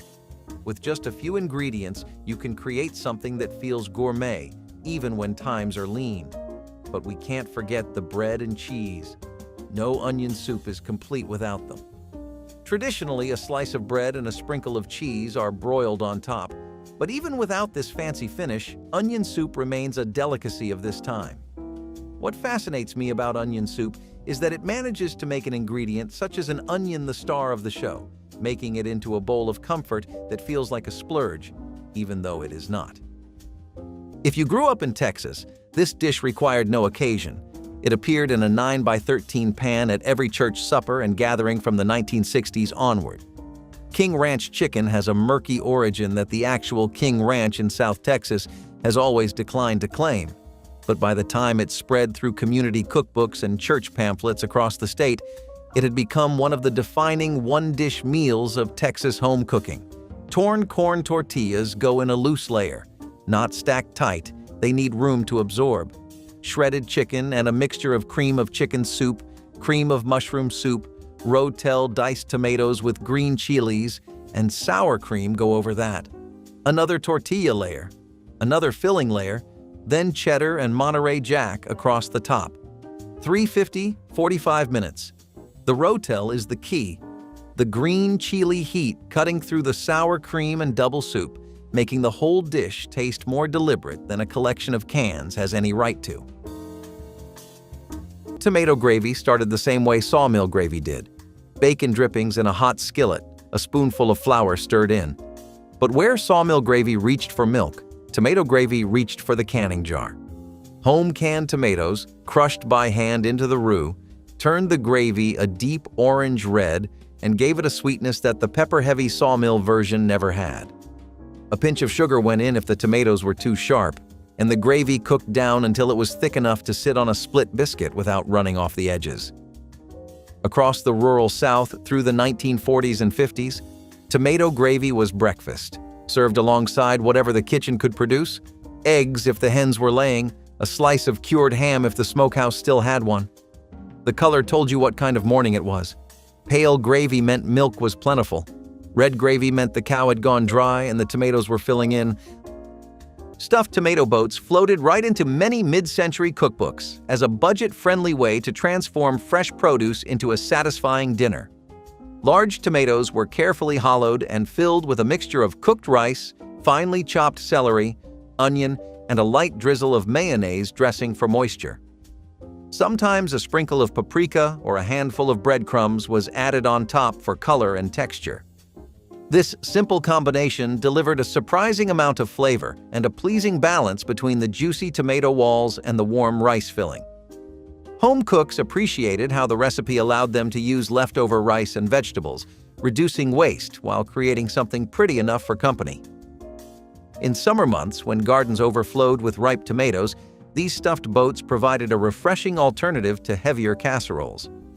They were served chilled for a cool supper or lightly baked when the weather turned cold, proving their versatility across the seasons. Their bright presentation made them a standout dish for picnics, church potlucks, or a light Friday night family meal. Cinnamon toast delivered sweetness and warmth in under 5 minutes, becoming the default supper for seniors who craved comfort without complexity. The preparation was almost meditative. Bread was toasted until golden, then spread immediately with soft butter that melted into the warm surface. Sugar and cinnamon, pre-mixed in small jars kept near the stove, were sprinkled generously over the buttered surface. The heat caused the sugar to dissolve slightly, creating a thin, sweet crust that crackled between teeth. Some seniors placed their cinnamon toast under the broiler to caramelize the topping into something approaching candy. The aroma alone lifted spirits on difficult evenings. This was comfort food in its purest form, requiring nothing fancy and delivering everything needed. For widows and widowers eating alone during the 1950s and 60s, cinnamon toast meant dessert and dinner combined into one affordable, satisfying meal that tasted like childhood remembered. Tomato gravy over rice was Southern poverty food that generations of seniors relied upon when the pantry was nearly bare, but dinner still needed to happen. The gravy started with bacon drippings heated in a skillet, then flour was stirred in to create a roux that cooked until golden. Canned tomatoes were added along with water to create a gravy that was tangy, rich, and deeply comforting. Sugar balanced the acidity while salt and pepper brought everything into focus. Poured over a mound of white rice, this simple combination became a meal that satisfied hunger without straining the budget. A single can of tomatoes and a cup of rice fed one person for 2 days, making it one of the most economical dinners possible. The dish carried memories of harder times, of grandmothers who knew how to make something from nothing. For seniors eating alone, tomato gravy over rice was both nostalgia and nourishment in a single skillet, proof that comfort could be measured in the simplest ingredients prepared with care. Evaporated and powdered milk were the quiet heroes of the poor man's pantry, the kind that didn't look like much but made all the difference. When fresh milk was too expensive or too far to fetch, these tins stepped in. Powdered milk mixed with water could be used for baking, breakfast, and even feeding babies when nothing else was around. Evaporated milk had that thick, sweet flavor that made coffee richer and pies creamier. It was comfort in a can. People learned to trust it, because it never spoiled and could sit on a shelf for months. During lean winters, that security meant everything. You'd see families mix a little milk powder with oats, stretch it into gravy, or stir it into mashed potatoes. It might not have been the farm fresh kind, but it carried the same warmth. For many, those tins meant nourishment and dignity in a time when both were scarce. Number 16, the patty melt. A beef patty cooked on the flat top, placed on grilled rye bread with caramelized onions, and a slice of Swiss cheese melted over everything. It was not a hamburger. It was not a grilled cheese. It was something better than both. The patty melt was invented at tiny nailers in Los Angeles in the 1950s. It spread across the country within a decade because it was the perfect diner food. Fast to cook, cheap to make, impossible to mess up. The Swiss cheese melted into the onions and the beef, creating a single unified bite where you could not tell where one ingredient ended and another began. A patty melt cost $1 in 1970. By 2000, most diners had replaced it with a regular cheeseburger because the rye bread was an extra item to stock. Efficiency killed the patty melt. Not taste, not demand. Inventory management. Eggplant parmesan was the dinner that looked like it took all day but was secretly built on shortcuts. Frozen breaded eggplant rounds if you could find them, jarred marinara sauce, a bag of shredded mozzarella, and maybe some parmesan if it wasn't too expensive that week. You layered it all like lasagna: sauce, eggplant, cheese, repeat. Baked it till the edges bubbled and the kitchen smelled like you knew what you were doing. It was meatless, but no one complained. It was heavy enough to count. Kids picked around the eggplant for cheese. Dads ate it with white bread and butter on the side. It was a Friday night special when money was tight, or a Sunday dinner for Catholics avoiding meat. The eggplant always went soggy after reheating, but no one minded. It filled the belly and stretched a few ingredients into a tray big enough to feed 6. Some called it Italian, but it was more like American survival with a red sauce. It looked impressive, tasted decent, and made you feel like you'd pulled off something grand. Even if it came from the freezer aisle and took 20 minutes to throw together, that golden cheese crust gave it the shine of love. Number 18, Spam fried in a cast iron skillet. You opened the can with the pull tab, slid the pink loaf onto the board, sliced it 8 times against the grain, and laid the slices in a hot, dry skillet. Hormel introduced Spam in 1937 to move pork shoulder that nobody was buying. The 1940 Hormel cookbook listed 50 ways to cook it. By the end of World War II, the United States military had received over 150 million pounds of Spam, and every soldier coming home had an opinion. Some men hated it. Most kept eating it on a Sunday morning for life because it was the cheapest hot meat in the store and lasted on a shelf 2 years. Your grandfather fried it in lard with eggs and never apologized. The sugar and sodium nitrite in the Hormel recipe gave the surface a dark caramel crust on cast iron. A single 12-ounce can sliced 8 ways fed 3, but you had to slice it thin. Thin meat looked like more meat. Beef barley soup is but a humble dish that comes right from tales of peasant wives making hearty breakfasts for their families. Sorry for sounding like a Lord of the Rings extra for a second. Really though, beef barley soup is as vintage as a recipe can get. Barley itself is one of the most ancient grains we have, not just in the States, but all across the world. Again, the idea of pairing it with beef is something we took from our European buddies that immigrated to Uncle Sam's greener pastures. When they weren't looking so green, and trust me, the 1930s and 40s were a long time, it was in everyone's mutual interest to play it smart. By that I mean there was a lot of inspiration to take from all the different communities around in the States. What is America if not a melting pot of different cultures? Beef barley soup used a lot less meat than the recipe typically calls for, but the substitute of roasted vegetables really brought it all together in a wonderful way. It was now not just a peasant dish for field workers, but something everyone had daily, because it was the best they could get. Number 15, rice and gravy. In the bayou country of South Louisiana and the rice farming counties of East Texas, rice and gravy was not a side dish. It was the meal itself. Beef drippings from whatever cut had been cooked the day before, reheated and thickened with flour and water into a brown gravy that soaked into the rice until every grain was dark and glossy. Families in Vermilion Parish, Louisiana, ate this 3 nights a week. The pot that made the gravy was the same pot used to cook the rice. 1 burner, 1 pot, 1 meal. The secret, if there was one, was patience over the roux, which required stirring over a medium flame until the flour went from raw to deep brown without burning. Every Cajun grandmother had her own timing for this. None of them wrote it down. You learned it by standing next to her at the stove until the smell was right. That's how the best skills move through generations. Number 22. Hot water cornbread. Long before baking powder reached the back roads, hot water cornbread was already feeding the South.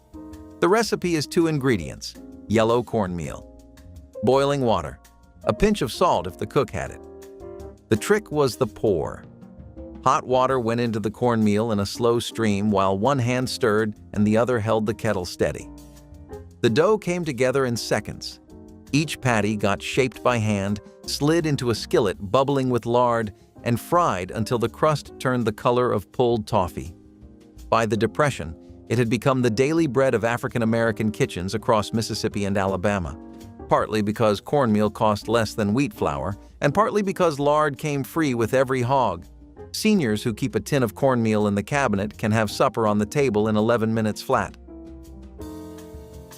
Barley bread is one of the oldest kinds of loaded breads that you can find in European history. It's completely medieval and has a history that goes back thousands of years. This is because among all the grains in the world, barley is arguably one of the first that we ever domesticated. It was first cultivated in the Fertile Crescent, which, if you don't know where that is, it's the area that covers modern-day Turkey, Iraq, Jordan, Lebanon, and Palestine. Barley bread was one of the most common kinds of bread in the early Middle Ages, and it went onwards towards the High Middle Ages as well. This was typically considered to be a peasant bread, though. It had a coarse texture, it was darker than other breads, and it did not really have enough gluten. It was hard bread because of that fact.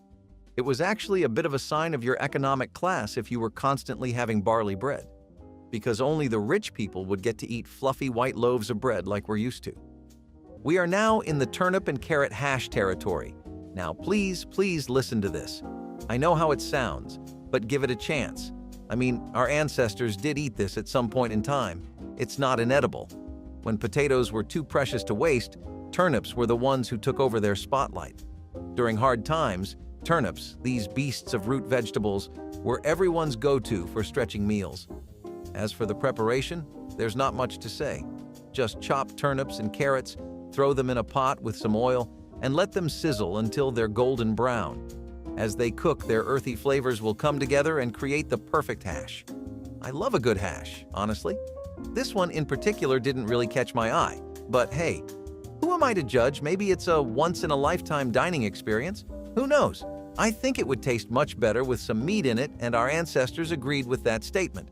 Plus, it's the kind of dish that could easily be turned into a breakfast if you cracked 1 egg and fired it.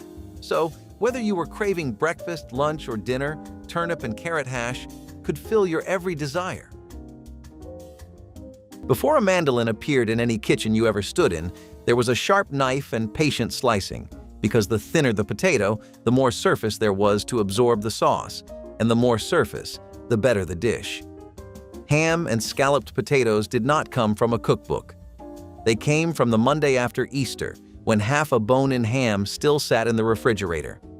Thin sliced potatoes first, diced ham and sliced onion, a second potato layer, then a simple roux sauce, butter and flour, then whole milk whisked until thick, salt and black pepper. Covered low for an hour, uncovered for the last 20 minutes to brown. The rule: if the knife passed through the top layer without resistance, it was done. No thermometer, just the knife. By the 1940s and 50s, this was one of the most reproduced casseroles in Midwestern home economics programs, a model of cost-efficient protein extension that turned a weekend ham into a weeknight centerpiece without either losing dignity. Cornmeal mush was exactly what it sounded like. Cornmeal stirred slowly into boiling water until it thickened into a dense, porridge-like mass.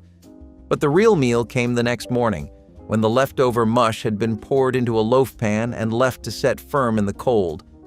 You sliced it thick, laid the slices in a skillet with hot grease, and fried them until both sides turned golden and crisp, while the center stayed soft and creamy.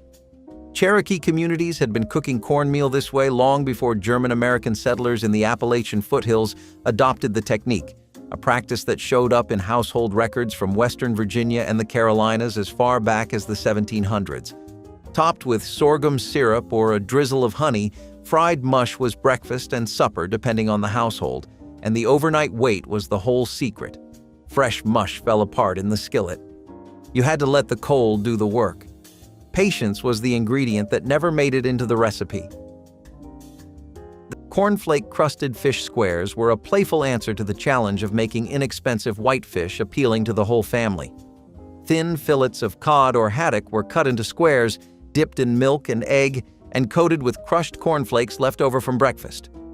Baking or frying turned the cereal coating into a crisp, golden crust that sealed in moisture and added a gentle sweetness.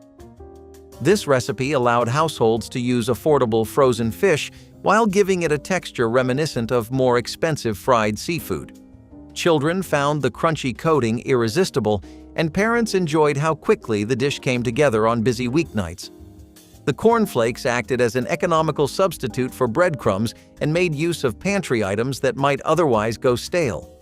Served with a squeeze of lemon or a side of tartar sauce, these fish squares brought a fun and frugal twist to the dinner table, showing the inventive spirit of 1960s cooking where nothing in the kitchen ever went to waste. Stewed tomatoes on toast brought garden flavor to supper tables using canned tomatoes that cost pennies and required almost no preparation. Seniors who had canned their own tomatoes during summer or purchased store brands during lean times understood this humble ingredient's versatility. The tomatoes were heated in a small saucepan with butter, salt, sugar, and sometimes torn bread pieces that thickened the liquid into something approaching sauce. This warm mixture was spooned over buttered toast that soaked up the juices gratefully. The combination provided vitamins, fiber, and comfort of something warm and savory. Some seniors added black pepper or Worcestershire sauce to deepen flavors. Others kept things simple, letting tomatoes speak for themselves. The dish appeared on tables across America during decades when making do meant making delicious from almost nothing. Stewed tomatoes on toast proved that a can of tomatoes and bread slice could become something worth sitting down to eat properly. Bean and potato hash was a thrifty meal that combined two of the most economical protein sources into something surprisingly delicious. Canned sardines, often overlooked on grocery shelves, provided omega-3 fatty acids and calcium from their soft, edible bones at a fraction of the cost of fresh fish. Diced potatoes were fried in a skillet until crispy. Then the sardines were added and gently broken apart, their oil mixing with the potatoes to create a rich, savory coating. Onions and a squeeze of lemon brightened the dish, cutting through the richness of the fish. The combination was salty, satisfying, and packed with nutrition that doctors would praise. A single can of sardines and 2 potatoes fed one senior a complete dinner for under 50 cents. The dish required only a skillet and about 20 minutes from start to finish. Sardine and potato hash represented the kind of practical wisdom that seniors carried from harder times, knowing that cheap ingredients properly prepared could nourish both body and soul. Next, cornmeal drop dumplings in broth were a warm meal born from desperation and a little genius. When meat was scarce and soup looked too thin, a quick cornmeal batter could save dinner.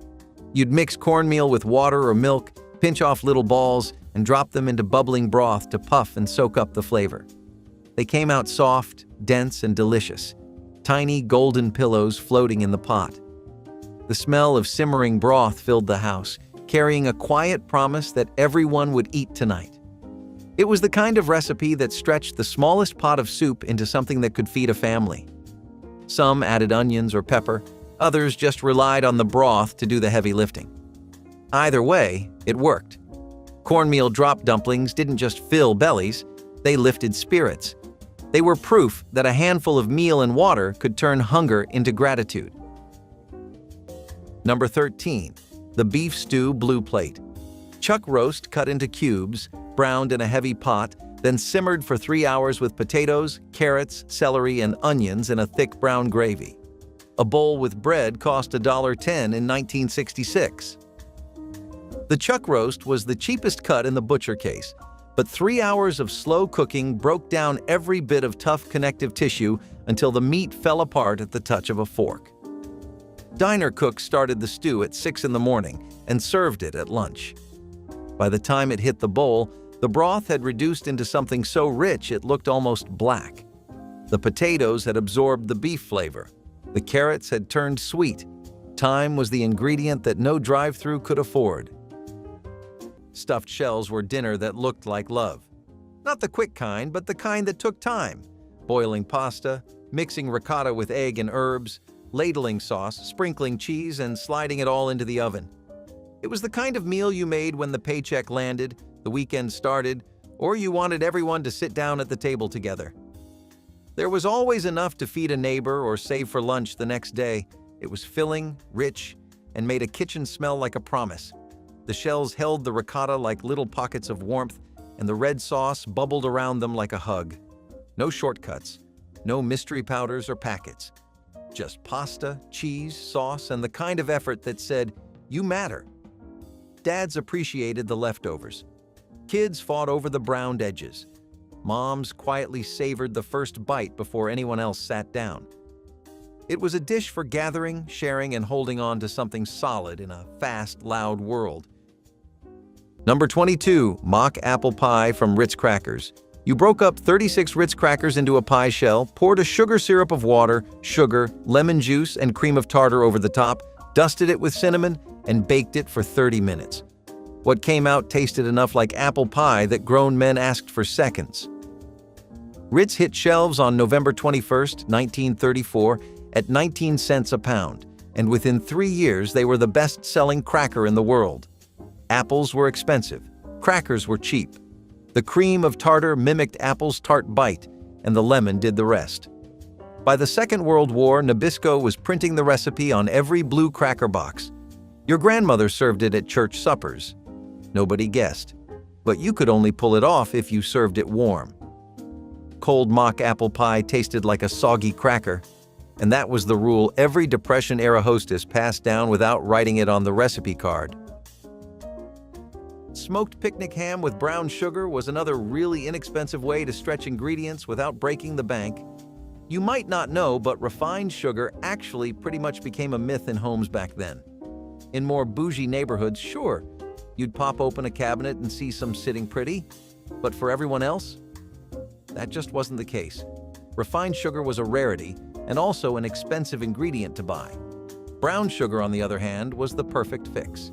Cheap, available easily, and barely distinguishable, it was the backbone of a lot of wartime cooking. Also, the smoked picnic ham isn't really authentic either, at least not in the way you're thinking. Ham usually is made from the hind leg, but picnic ham is cured, and it's cut out of the shoulder.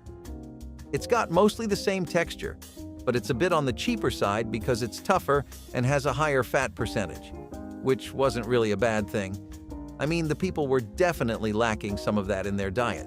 Smoked picnic hams with brown sugar were most regularly made around things like Thanksgiving and Christmas.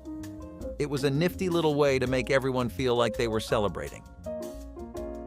Real quick, if you're loving this content as much as we loved making it, hit subscribe to stay connected and help us reach even more amazing folks like you. Number 18, potato and onion skillet hash. 4 potatoes, 1 onion, bacon grease in the bottom of a cast iron skillet. Your mother sliced the potatoes thin so they cooked fast, laid them flat in the hot grease and pressed them down with a spatula, then left them alone long enough to brown before she turned them. The onions went in halfway through, softening and turning sweet against the crust that had formed on the potatoes. Salt, pepper. That was all it needed. 1 pan, 1 flame. Under a dime. Under a dime. Nothing wasted. In rural communities across Tennessee and Kentucky, fried potatoes and onions was the supper that appeared when there was nothing in the house but the potato sack and the onion bin. A pound of potatoes cost about 5 cents in 1964. The skillet was ready in 20 minutes. Everyone ate until the pan was clean. No stove required beyond a flame and patience. No pots to wash but one. Number 8. Johnny Cakes.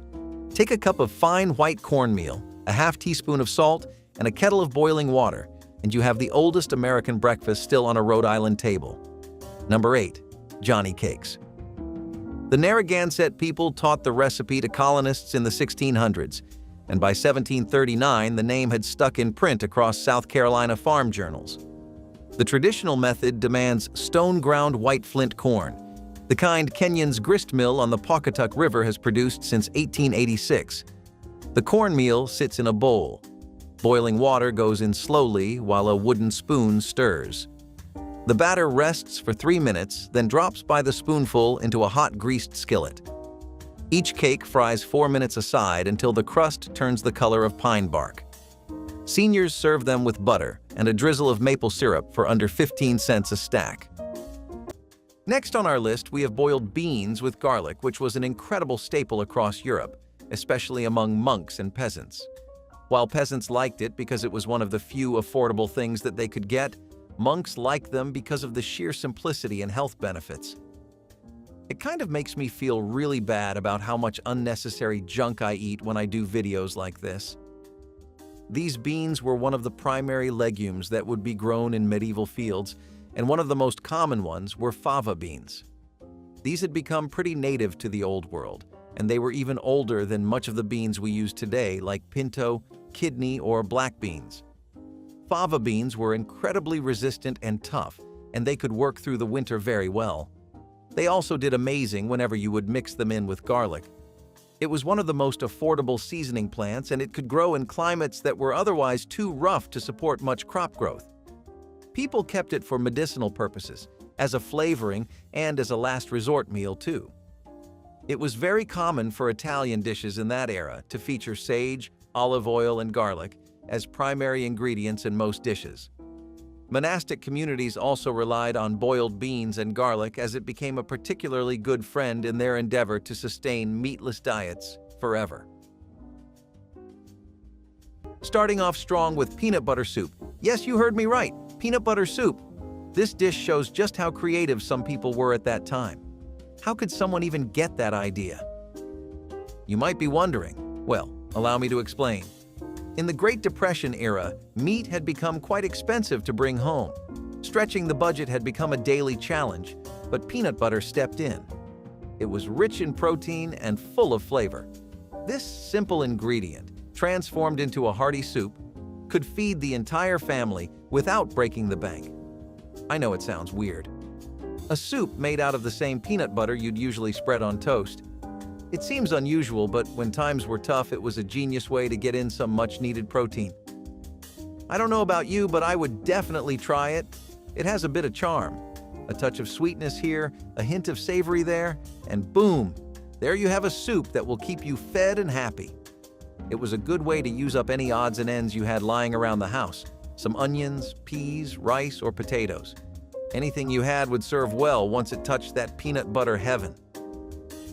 Cheesy chicken and hash brown casserole arrived when the freezer section became a pantry. Frozen, shredded hash browns, the bag in the bottom of the freezer since the last big breakfast, were the entire starch, tumbled into a dish still partly frozen, then covered with shredded rotisserie chicken, sour cream, cream of chicken soup, shredded cheddar, and salt. No pre-cooking, no thawing, no browning. $3.50 for an hour. The hash browns cooked in steam from the sour cream and soup. The chicken absorbed the potato fat, and the cheddar went crispy at the edges. Through the 1970s, as frozen foods became standard pantry items, this assembly cooking replaced the labor of peeling and slicing that earlier potato casseroles required. She probably learned it from a church cookbook or the back of the Ore-Ida bag, and once she did, she never went back to fresh potatoes. That version, the easy one done in 10 minutes flat, is the one you remember, and she is not here to make it anymore. The jar of bacon grease beside the stove was the most important ingredient in the kitchen, and nobody who grew up in these houses ever threw it away. Fried potatoes and onions cooked in saved bacon grease was a meal that appeared on tables across the Appalachian South 3 or 4 nights a week. Potatoes sliced thin, a rough chopped onion, and a heavy spoonful of drippings from that jar, all pressed flat in a cast iron skillet and cooked without stirring until the bottom turned golden and crisp. You flipped it in sections, not all at once, and the onions went sweet and dark against the edges of the potatoes.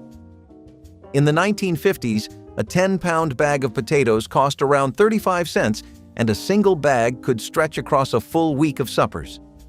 The grease was free, saved from breakfast, from Sunday's fatback, from every strip of bacon that ever touched that pan.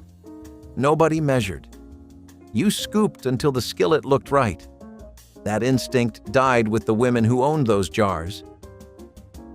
Celery and cheese soufflé brought elegance to an inexpensive vegetable that most people considered only a snack or soup ingredient. Finely chopped celery was sautéed with a bit of butter and folded into a fluffy base of beaten eggs and grated cheese before being baked until the top rose and browned.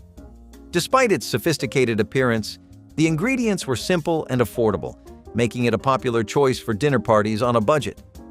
The soufflé delivered a gentle crunch from the celery against the airy texture of the eggs, surprising guests who expected something plain. Because the recipe relied on pantry staples like milk, eggs, and a small amount of cheese, it fit perfectly into the frugal cooking philosophy of the time. Home cooks loved that it felt fancy without requiring costly ingredients or specialized equipment. Served with a crisp salad or a slice of toasted bread, this dish turned an ordinary evening into a special occasion and demonstrated how a humble vegetable could take center stage in a memorable meal. Bread and milk bowl was perhaps the oldest and simplest supper in the American pantry, dating back centuries and persisting through every economic hardship. Seniors who remembered harder times often returned to this dish when cooking seemed too effortful and appetites had shrunk with age. The preparation required nothing more than tearing bread into pieces, placing them in a bowl, and pouring cold or warm milk over the top. Sugar was sprinkled according to taste, transforming the humble combination into something approaching dessert. Some preferred their bread and milk warm, heating the milk gently before pouring. Others liked it cold, especially during summer months. The bread softened quickly, becoming easy to eat with a spoon, gentle on sensitive stomachs and aging teeth. This was food stripped to its essence. For seniors eating alone, bread and milk represented self-sufficiency and comfort of familiar flavors, asking nothing and giving everything a tired body needed. Chili mac skillet was comfort food that came together in a single pan and satisfied cravings for something hearty and warming. Ground beef was browned with onions, then chili powder, cumin, and a can of tomatoes transformed the mixture into something boldly flavored. Elbow macaroni was added directly to the skillet, along with enough water to cook the pasta, and the whole thing simmered until the noodles were tender and had absorbed the spiced tomato liquid. Shredded cheese melted over the top created strings of gooey richness that made each bite feel indulgent. The dish was adaptable. Kidney beans could be added for extra protein, corn for sweetness, or extra chili powder for those who liked heat. A single skillet of chili mac fed one person for 3 meals, making it both economical and practical for seniors living alone. The combination of protein, carbohydrates, and vegetables in one dish meant balanced nutrition without preparing multiple components. Chili mac was honest, filling, and exactly what a cold evening demanded. Hot grits with bacon drippings were the winter breakfast that kept families warm long before the sun climbed up over the rooftops. Grits were cheap, filling, and dependable, which made them perfect for cold seasons when the body needed something hearty to face the day. Grandma saved every spoonful of drippings from the skillet, pouring them into a jar she kept near the stove like it was treasure. When the water boiled and the grits began to thicken, she added a little scoop of those drippings, stirring slowly until the pot turned creamy and rich. The smell alone was enough to pull children from warm beds. This breakfast did not need anything fancy. The flavor came from the memory of yesterday's meal and the promise of today's strength. It tasted like warmth you could hold in your hands, the kind that spread through your chest and made winter mornings feel possible. This was not restaurant food. This was real food made by people who understood how to stretch flavor across days. Hot grits with bacon drippings tasted like comfort, resourcefulness, and the quiet determination to start the day with something good. Number 24. Creamed chipped beef on toast. The soldiers called it SOS. Thin slices of dried beef torn into strips, stirred into a white sauce made from butter, flour, and milk, then spooned over toast. The Army had been serving it since 1910, and when those soldiers came home after World War II, they wanted it at their local diner. A plate with hash browns on the side cost 60 cents in 1955. By the 1970s, it had become a breakfast staple across the Northeast and Mid-Atlantic. Diners in Delaware and Maryland built entire reputations around their version. The beef was salty, the sauce was thick. The toast went from crispy to soft as it absorbed the gravy. It filled you for 5 hours on 40 cents worth of ingredients. When diners started closing in the 1980s, creamed chipped beef went with them. A generation of veterans lost the last place that still cooked the way the mess hall did. Boiled salt pork and beans are pretty much the same deal. Now, beans just happen to be man's best friend when the going gets rough. You have so many different kinds of them, and you can have twice as many different kinds of food with them. Stews, soups, or something as economical as this. Boiled salt pork and beans actually stems from the Depression era, and it was a way to stretch out meat rations when they were running low, which was usually always. This is more beans than pork, I'll admit, but either way, it's a protein power punch that you don't want to be missing from your diet. Boiled salt pork and beans are also some of the easiest kinds of plates of food you can make. You don't really need to do anything besides just take the salt pork and boil it, along with the beans, adding whatever seasonings, aromatics, and herbs you prefer. That's pretty much how a lot of people used it back then anyway, although we have the benefit of choosing much better cuts of meat than they did. Even with a dish like this, in the Depression era, people would essentially just wait until the butcher's shops were discarding their most unwanted parts of the animal, and that's what they would buy for as cheap of a price as they could bargain for. It was usually something most shops were happy to let go of for some chump change, but nowadays, even that's like half your rent. Number 15. Water pie.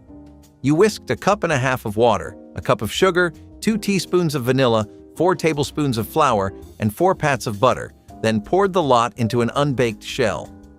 The first printed recipe ran in California in 1886, but the dish came back during the Depression when cooks had no eggs, no milk, and no excuse to skip dessert. The flour and the sugar set the water into a gelatinous custard in the oven, the butter floated to the top in beads of yellow, and the whole thing sliced clean once it cooled.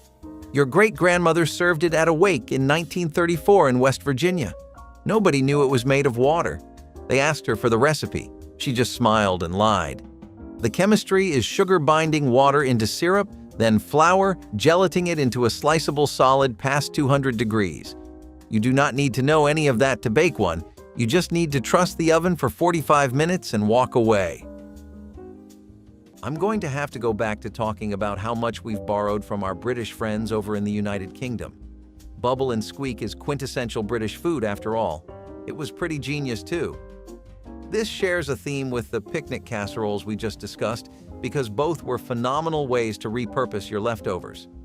A lot of these dishes were powerhouses made exclusively out of stuff that was either left behind or simply was about to go bad. The earliest mention of bubble and squeak is in the 1700s, and that's just a pretty bare-bones meat and cabbage dish. Over time, it was adapted to the current situation, and meatless versions were made popular. These ones just prioritized using potatoes and vegetables, basically anything high in fiber. The reason you'd want that is because it'd keep you full for longer, which was always a godsend during the war. The potatoes would work as a binding agent.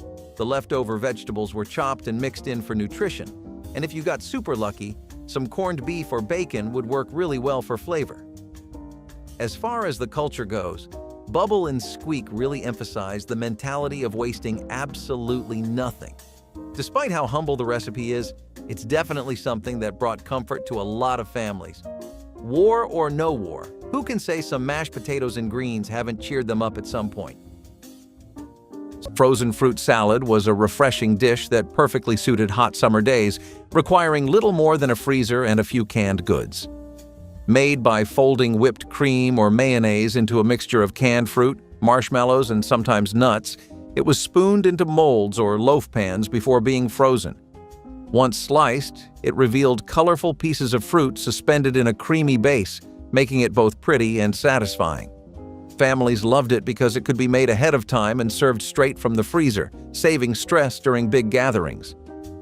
In community cookbooks, frozen fruit salad was often promoted as a light dessert or a fancy salad to accompany savory meals at potlucks.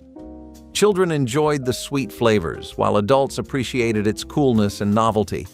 Its versatility allowed cooks to adjust the ingredients depending on what was on hand, whether it was cherries, peaches, or pineapple.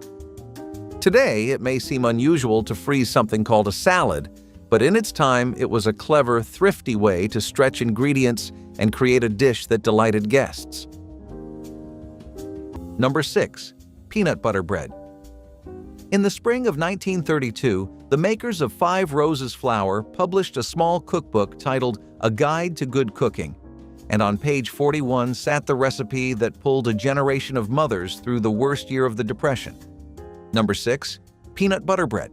The recipe is 6 ingredients: 2 cups of flour, 4 teaspoons of baking powder, a 1/4 cup of sugar, a 1/2 teaspoon of salt, a cup of milk, a heaping 1/2 cup of peanut butter. Everything got stirred together in one bowl and poured into a greased loaf pan. The oven did the rest. The bread baked for 45 minutes at 325 degrees and came out the color of a roasted chestnut. The crust was crisp. The center was dense, slightly sweet, and tasted like a peanut butter cookie that had been pressed into a sandwich. A loaf cost under 12 cents to make and fed a family of 5 for 2 breakfasts. We're really starting to explore the deep end of medieval countryside cuisine now, so I hope you're still tuned. Our next item happens to be turnip stew, which is a textbook example of how people got their nutrition in those times. Potatoes were not actually the most widespread ingredient like they are today. It used to be turnips. This was especially true for Europe, where potatoes arrived by the 16th century. Turnips were favored because they could be preserved very easily in root cellars for winter.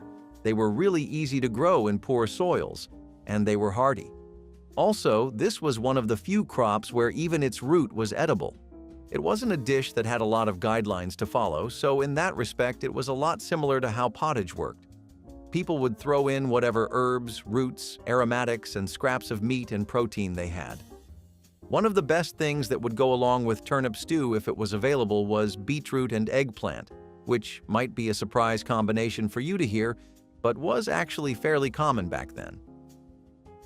While we're on the subject of vegetables, we must mention the classic ragout of vegetables.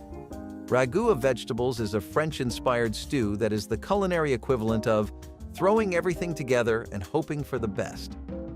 Out of all the dishes mentioned, this one is probably the most versatile and surprising. You never truly know what leftovers you have lying around the house, so once you gather them all together in a stew, who knows what you'll make? A few carrots with slight discoloration, a half-rotten tomato, a potato you don't even remember buying. That is what you're working with. But once you chop them all up and throw them in a pot with some broth and herbs, you'll create a bubbly stew in no time. The great thing about ragout is that it is entirely customizable. No 2 batches will ever be the same, and it's a great way to practice cooking and feel like a gourmet chef. Hey, Gordon Ramsay wasn't born a professional. So next time your vegetable drawer fills up with old veggies, don't just toss them out, but rather make yourself some old-fashioned ragout. The secret was the raw beef. Recipes that had you brown the ground beef first missed the point. The logic depended on the fat rendering directly into the macaroni and tomato sauce as everything cooked together, binding the pasta in the drippings. Dry, uncooked elbow macaroni first, then raw ground beef crumbled over it, then canned diced tomatoes, then beef broth, just enough to submerge the pasta, then shredded cheddar across the surface. Tight foil, 350, 45 minutes, then uncovered for 10 more to set the cheese. Campbell's published an emergency dinner pamphlet in the 1950s built on this exact principle. Raw starch and raw protein combined with liquid in a sealed dish, which became the organizing idea of American post-war convenience cooking.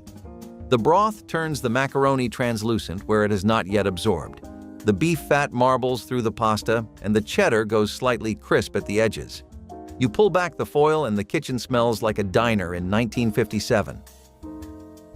The sound came first, a sharp hiss when hot bacon grease hit raw greens, and then the smell of vinegar rising in a cloud of steam that filled the kitchen before the plate reached the table. Kilt lettuce, sometimes called killed lettuce, was the Appalachian way of turning raw leaf lettuce into something warm and wilted and dressed all at once. You picked the lettuce fresh from the garden, leaf lettuce, never iceberg, piled it in a bowl, and poured a hot dressing of bacon grease, apple cider vinegar, and a pinch of sugar directly over the raw leaves. The heat wilted them instantly, and you ate it before it cooled, because kilt lettuce that sat too long turned limp and sad. The window between too small and too bitter lasted only a few weeks. You didn't need a calendar. The lettuce told you when it was ready. Hamburger rice skillet pie demonstrated the 1960s knack for stretching a pound of meat to feed a crowd. Ground beef was cooked with onions, peppers, and a generous helping of cooked rice before being spread in a skillet or shallow casserole. A biscuit dough topping, brushed with milk for shine, transformed the humble filling into a pie that looked more luxurious than its ingredients suggested. By combining inexpensive rice with a small amount of meat, families could create a dish that was both hearty and economical, perfect for busy weeknights. The biscuit layer soaked up the savory juices as it baked, giving each slice a comforting blend of flavors and textures. Many homemakers wrote this recipe on index cards to keep near the stove because it could be made entirely from pantry staples. Children enjoyed the fluffy crust and mild seasoning, while parents appreciated how it filled plates without emptying wallets. This skillet pie remained a dependable favorite for decades because it embodied practicality without sacrificing taste or warmth at the dinner table. Sardines on crackers represented pantry cooking at its most practical, requiring nothing more than opening a tin and arranging contents on whatever crackers were at hand. For seniors living alone during the 1960s and 70s, this combination offered complete protein and essential oils without any cooking whatsoever. The tiny fish came packed in oil, water, or mustard sauce depending on preference, and a single tin stretched across 2 meals when appetite was small. Saltine crackers were the traditional base, their neutral flavor providing contrast to the rich, briny fish. Some seniors added lemon juice or hot sauce to brighten flavors. Others mashed the sardines with a fork, creating a spread that distributed more evenly. The entire meal cost pennies and provided nutrients doctors recommended for aging bodies. Sardines on crackers were consumed at kitchen tables by people who understood that dignity in dining came from adequacy, not extravagance. Vienna sausage and beans was a pantry meal that required no refrigeration and came together in minutes, making it perfect for seniors with limited mobility or energy. The small cans of Vienna sausages cost mere cents and kept indefinitely on the shelf, while canned pork and beans provided the hearty base. Everything was dumped into a skillet, heated through, and eaten directly from the pan with a piece of bread for sopping. The sausages added meaty richness to the sweet, saucy beans, creating a combination that was far more satisfying than either component alone. A splash of mustard or a shake of hot sauce elevated the dish without adding cost. 2 small cans fed one person a filling dinner with enough left over for lunch the next day. The dish required no cooking skill whatsoever, just heat and eat. Yet it provided protein, fiber, and the kind of comfort that only warm, familiar food could offer. Vienna sausage and beans kept countless seniors fed when fresh ingredients weren't available or affordable. Sardine molasses snow biscuits were the winter morning treat families depended on when cold wind rattled the windows and sugar was too expensive to use freely. Molasses poured slow like winter honey, thick and dark, stretching sweet flavor through dough that otherwise would have tasted plain. Grandma mixed flour, baking powder, lard, and just enough molasses to tint the dough the color of early morning shadows. She shaped them quickly, hands practiced, and placed them close together so they rose against one another like a small family huddled for warmth. When they baked, the kitchen filled with the deep scent of molasses that made the whole house feel less cold. These biscuits were soft inside, with a slight crust outside, the perfect thing to tear open and eat with butter if you had it or plain if you did not. They were born from practicality but tasted like comfort, proof that even the simplest ingredients could become something worth remembering. On winter mornings when the world outside felt frozen, these biscuits made the first hour of the day feel hopeful. They were not fancy, but they were dependable, and that meant everything. Molasses snow biscuits were the kind of food that stayed in families even when circumstances changed, whispered from one kitchen to another, because no cookbook ever bothered to capture their worth. Number 12. Ham steak with red-eye gravy. A thick slice of cured ham seared in a cast-iron skillet until the edges caramelized, then a splash of black coffee poured into the hot pan to deglaze the drippings. That gravy was called red eye because the pool of fat floating in the center of the coffee looked like a bloodshot eye. The whole plate, ham, gravy, biscuit, and 2 eggs cost 90 cents in Nashville in 1958. Country diners across Tennessee, Virginia, and the Carolinas served this for breakfast and lunch. The coffee and the gravy did not taste like coffee. It tasted like smoke and salt and something slightly bitter that cut through the sweetness of the cured ham. When diners switched to pre-sliced deli ham, the red-eye gravy lost its reason to exist. The drippings from real cured ham were the whole foundation. Without them, you were just pouring coffee into an empty pan. Once a humble staple of farmhouse kitchens, savory sweet onion pie was a testament to how simple ingredients could be transformed into something extraordinary. With its flaky crust, velvety custard, and layers of slow caramelized onions, this pie was both comforting and surprisingly elegant, a dish that fit just as well on a holiday table as it did at a casual family dinner. Onions have long been one of the most affordable and widely available vegetables, making them a practical choice for home cooks looking to stretch their budget. When cooked low and slow, their sharp bite mellowed into a deep, natural sweetness. Combined with eggs, cream, and sometimes a sprinkle of cheese, they created a rich, quiche-like filling that was both satisfying and economical. Some versions leaned into the southern tradition of sweet onions, using vidalias to enhance the dish's natural sugars. So, why did this once popular pie disappear? As savory tarts and quiches became more associated with upscale brunches rather than home-cooked meals, hearty onion-based dishes faded from everyday menus. The rise of pre-made frozen quiches also contributed, making from-scratch versions less common. Number 25. Hoover stew. You learned this one in a soup line in 1932 because they were the only kitchens still cooking. A pot of macaroni, a can of stewed tomatoes, a can of corn, and whatever hot dogs the butcher could not sell that week. They named it after the president who took the blame, and Hooverville families ate it 3 nights a week for a decade. And the trick was the order. You cooked the macaroni first, drained most of the liquid, then dropped the tomatoes and corn into the same pot so the pasta starch thickened the broth without flour. 1 pot, 1 burner, 20 minutes total. The whole pan cost 20 cents in 1933 and fed 5. But a single mother in a Hooverville tent could put a hot supper on a folding table with 2 cans, 1 box of macaroni, and a stove that ran on scrap wood. Your grandmother called it supper. She was not ashamed. Rolled flank steak was a much less expensive cut of beef. A lot of protein like fish and canned ham were used, but people couldn't really replace the need for beef. Of course, they had to make do. But that meant another thing. Less popular cuts of meat, ones that people normally wouldn't give a second glance to, became a lot more in demand. Naturally, you'd think that would mean they'd raise the prices, right? Not really, because then people would just buy the beef. Flank steak in particular was tougher and a lot more rubbery, but it was also really tender when you would slow cook it. It also helped matters that most home chefs knew their way pretty intimately around slow cooking. Next, you'd do whatever you could to make sure that the beef would last as long as possible. It was usually common to serve rolled flank steak with stuffing to make a pretty neat dish that required minimal beef. The stuffing itself was made from economy loaves, vegetables, and different kinds of herbs. An otherwise small and pretty hard-to-chew piece of meat would become a meal the whole family could look forward to, if you were willing to invest the hours it would take to make something of it.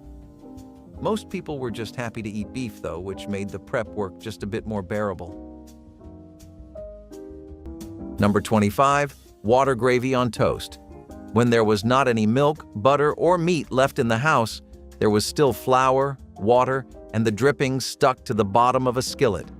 Your mother scraped those drippings loose, added a spoonful of flour, stirred until it browned, then poured in enough water to pull it all into a thin, dark gravy. She poured it over toast and set it on the table. In the hollows of West Virginia and the mill towns along the Catawba River in North Carolina, water gravy was the meal that appeared when nothing else was left. It didn't have a name in most households. Back then, families called it gravy and bread because naming it would have made it real. Would have meant saying out loud that the week had run dry. A little bacon drippings made it taste richer than it had any right to. One skillet, 5 minutes. No pots to wash. That was enough to put something warm in your stomach before bed. Simple food works that way. Number 11. Fried potato sandwich. This is the Sunday lunch the intro promised, the one that landed on the table when payday landed on Wednesday. The recipe is 2 potatoes and 2 slices of bread per person. The potatoes got peeled, sliced into thin coins, and laid down in a hot skillet greased with bacon drippings until both sides turned the color of caramel. A pinch of salt finished the cooking. The slices got piled between 2 pieces of soft white bread with a heavy swipe of butter on each slice. Some households added a smear of mustard. Others slipped in a thin layer of raw onion. The sandwich fed a working man through a half day of yard chores and cost less than a nickel through most of the 1930s. By 1942, the same sandwich was a packed lunch staple at shipyards from Baltimore to San Diego. Seniors still call it the supper that tasted like Sunday on a Wednesday budget. So we're going to start our list off with pottage, which used to be one of the best things to get in medieval European food culture. There's a lot to go over here. Simply put, though, pottage was something that was a hybrid between a soup and a stew. You had a few grains, vegetables, and sometimes protein like fish or meat, but this would change depending on how well off you were, what areas you were around, and what the season was. The word itself comes from a French word known as potage, which simply refers to anything made in a pot. This is actually a very prehistoric dish because it existed way before the medieval times ever occurred. It had roots in Celtic and Germanic traditions of pot-boiled grain-based food, and the Roman dish pulse was one of its earliest forms. Pottage, as such, has no set list of ingredients or rules to really adhere to. Adaptability is arguably the one trait this dish doubles down on the most. It's supposed to be something you can make with whatever is available to you, no matter how bare bones or abundant that is. While typically people do try to have an even balance of grains, legumes, foraged ingredients, and meat, there's no preference for any specific kind of grain or meat over the other. Bits of pork, intestines, brain, veal, chicken thighs, pinto beans, anything would work. It's also why this dish was able to exist in so many different cultures. Everyone could truly put their own spin on it. Rice pudding. A sweet reminder that nothing should go to waste, especially not leftover rice. In the era of the Great Depression, where every rice grain was counted, families found a way to turn yesterday's leftover dinner into today's sweet dessert.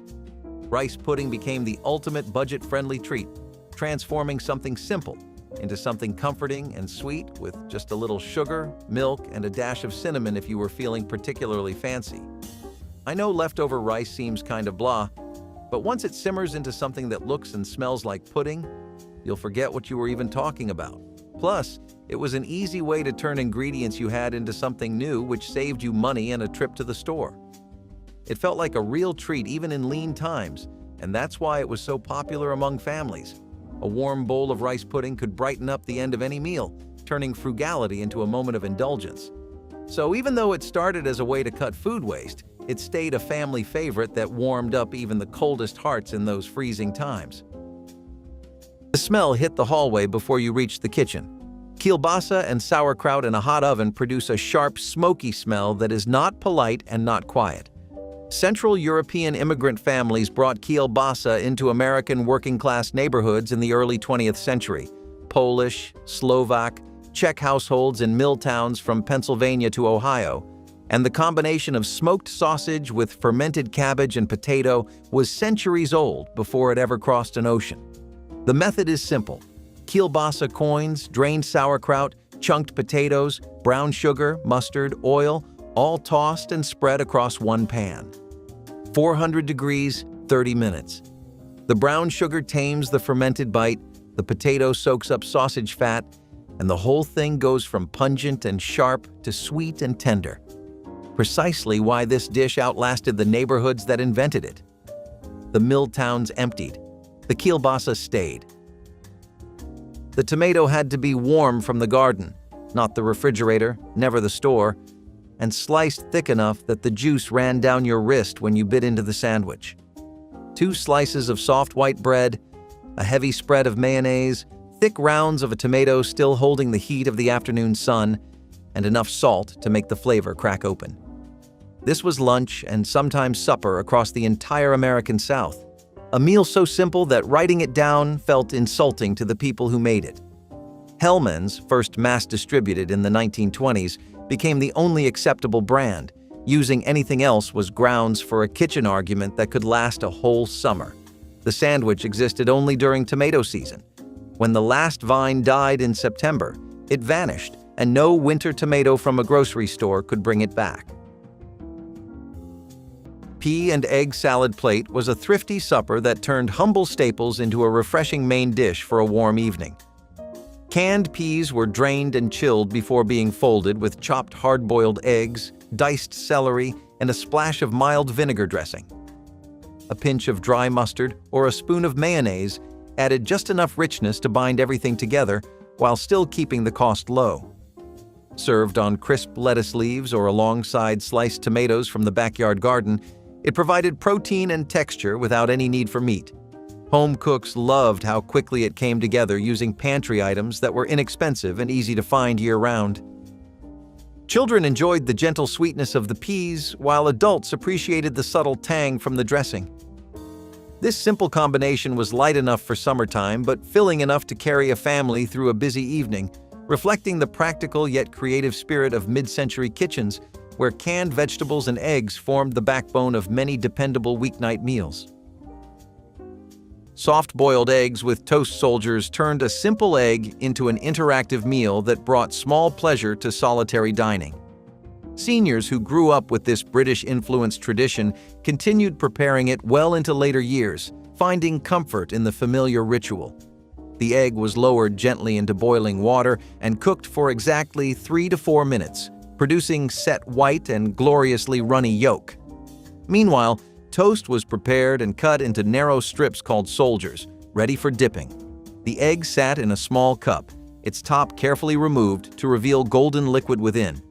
Each toast soldier was dipped into the yolk, emerging coated in rich goodness that made plain bread taste extraordinary. The meal cost almost nothing yet felt ceremonial, requiring attention that gave structure to evenings that might otherwise blur together. For seniors eating alone, the process of dipping and eating provided small entertainment alongside nourishment. Chicken liver and onions was an old-fashioned delicacy that seniors cherished for both its rich flavor and remarkable nutritional value. Chicken livers cost almost nothing at the butcher counter, often sold for pennies per pound because younger generations had forgotten how to appreciate them. The livers were dusted with seasoned flour and fried quickly in bacon drippings until the outside developed a golden crust while the inside stayed creamy. Sliced onions were cooked in the same fat until soft and caramelized, then piled over the livers like a sweet, savory blanket. The combination was intensely flavorful, rich, mineral, and deeply satisfying in a way that chicken breast could never match. A half-pound of livers fed one person generously, providing iron and B vitamins that doctors recommended for elderly patients. The dish came together in under 15 minutes and required nothing more than a hot skillet. Chicken liver and onions represented a time when nothing was wasted and flavor was prized above convenience. Mashed potatoes with hamburger gravy were the comforting, savory meal that made kids race to the table before the pot even left the stove. Mothers browned small amounts of ground meat, then stretched every drop of drippings into a rich gravy with flour, water, and simple seasoning. Poured over a mound of fluffy potatoes, the gravy turned an inexpensive side into a full meal. Kids loved how the potatoes soaked up the sauce, every bite warm and satisfying. It felt indulgent without being complicated or costly. Mothers appreciated how far a single pound of meat could go when used this way, feeding several people with ease. Kids begged for it because it tasted like the kind of comfort only home could offer. Mashed potatoes with hamburger gravy were proof that thrift could still taste like abundance. Number 25. The Blue Plate Special Meatloaf. There was a diner in Akron, Ohio, where a woman named Edna Kowalski served the same meatloaf every Thursday from 1952 until she retired in 1989. Ground beef, breadcrumbs, an egg, ketchup on top. The plate came with mashed potatoes, green beans, and a roll. The whole thing cost $1.10 in 1970. Nobody asked for the recipe because everybody already knew it. Your mother made it. Your aunt made it. The woman at the church potluck made it. Meatloaf was the great equalizer of American cooking. It did not matter if you were a steel worker or a school teacher. You sat at the same counter and ate the same slab of seasoned ground beef with the same brown gravy ladled over the top. Diners stopped serving it because they decided it was not sophisticated enough. That was the whole reason. Not the taste, not the cost. The embarrassment of serving something that simple. In medieval Europe, fish and root vegetables were the most common thing for a majority of the population. Most of them could not afford to sustainably get meat every single time they went out for grocery shopping. It was also something that was really preferred by religious followers of the church, although I can't really imagine a specific reason why. For root vegetables, I can see veganism being something a well-intending church appreciates, but then why the meat? If there are any history buffs in the comments, let us know. Now, the dish itself would change a lot. This would heavily depend on the kind of climate and geography you were working with. Coastal regions, like along the North Sea or the Baltic, for example, had a dense ecosystem of marine life. They had herring, whiting, haddock and cod, salmon or crabs, and people would often just work with whatever the catch of the day was. These fish would be salted and dried as much as they could, both for inland trade and for winter preservation. Root vegetables were also dearly important to people because they were one of the few kinds of vegetables that could withstand poor soils and still last through the winter. One of these vegetables was the iconic carrot. And here's an interesting fact. In medieval times, you actually had purple and yellow carrots instead of orange. Number 24, Depression spaghetti. You opened a bottle of ketchup and you opened a box of pasta, and that was the entire grocery list. The home cooks of the 1930s figured out that sugar, vinegar, and tomato puree were the three things that made marinara taste like marinara, and ketchup already had all three. You boiled the noodles, drained them, stirred in half a bottle of ketchup, and you had a plate that looked like Italian food on a budget that did not. A Japanese chef in 1945 watched American GIs eat sea-ration spaghetti and invented Neapolitan, still on Tokyo menus today. Down in Haiti, they make breakfast spaghetti with ketchup, sausage, and pepper. One cheap idea, 3 countries, all feeding workers. The bare-bones version fed millions across 2 decades. Fish soufflé and baked potatoes were a wonderful combination, the kind of thing that just bounces off of the beach of its different parts and sides. The fish soufflé, along with a generous serving of baked potato, wasn't just delicious, it was also extremely nutritious. This was probably one of the recipes that kept up health the most throughout the whole ordeal. You might be wondering how fish was common enough for the recipe to have this kind of weight behind it. It just so happens that if you lived near a coastal city back then, you were definitely in luck, at least compared to the rest of the population. Fishing skyrocketed, not as a hobby this time, but as a necessary skill. Fish were plentiful, and most of all, they were free. They were the main source of nutrition for a lot of places. When people had no use for fish as food, they'd sell it to make some quick money and get whatever necessities they needed. Besides, it was common enough to get things like crab in the waters back then too. Number 20, egg drop soup, Depression style. Not the Chinese restaurant version with cornstarch and sesame oil. This was something different entirely. A woman in rural Alabama or the Ozark communities of Missouri browned sliced potatoes and onions in a little lard, added water to fill the pot, seasoned with salt and a bay leaf, and when the broth was rolling, she cracked 2 eggs directly into the pot and stirred fast. The eggs broke into long golden ribbons through the hot broth. It was protein without the cost of meat. Eggs averaged 53 cents a dozen in 1965. For a family of 4, 2 eggs in a pot of broth and potatoes was a full supper for under 20 cents. Nobody called it egg drop soup. It's a simple and beautiful piece of ingenuity. They called it potato broth, or just the egg soup. The name was not important. Getting everyone fed before dark was. Number 14. Oat groat porridge. Whole oat groats sat in barrels at the back of every general store through the 1920s and 1930s. The price was 3 cents a pound, sometimes less if the cook brought her own sack. The groats were the unrolled, uncut form of the oat, and they took an hour to cook down. Most households soaked a cup overnight in cold water, then simmered the soaked groats in salted water the next morning until each kernel split open and released its starch. A pat of butter went in at the end. A spoon of brown sugar finished the bowl. The porridge held a working man through a full morning of hauling lumber or pouring concrete. Seniors who keep a jar of groats in the pantry today get 16 breakfasts out of a $2 bag, with enough fiber to keep a doctor quiet for the year. The word mazeln actually ends up coming from mestillon in Old French, which means to mix, and that's exactly what mazelon bread is. If you wanted an idea of what a medieval mixed loaf would look like, then look no further. It was very common to see this in England, France, and the Low Countries, especially between 1000 to 1500 years. Mazelon was one of the most common kinds of bread for a specific reason, and this is actually because the climate was decently different in medieval times. Wheat was something that was born in more humid climates, so it struggled in northern and upland areas. Rye was a lot more reliable, on the other hand. It was known for also producing a darker bread that would keep you full for longer. People would get whatever wheat they had, mix it with rye, and get this loaf that was dense from rye but fluffy and soft from the wheat. It was a very interesting kind of loaf, really, and while we have several mixed grain breads in today's time, this was one of the easiest ways to spice up your daily routine back then. Stuffed bell peppers were a Depression-era solution to making ground beef and rice feel like more than ground beef and rice.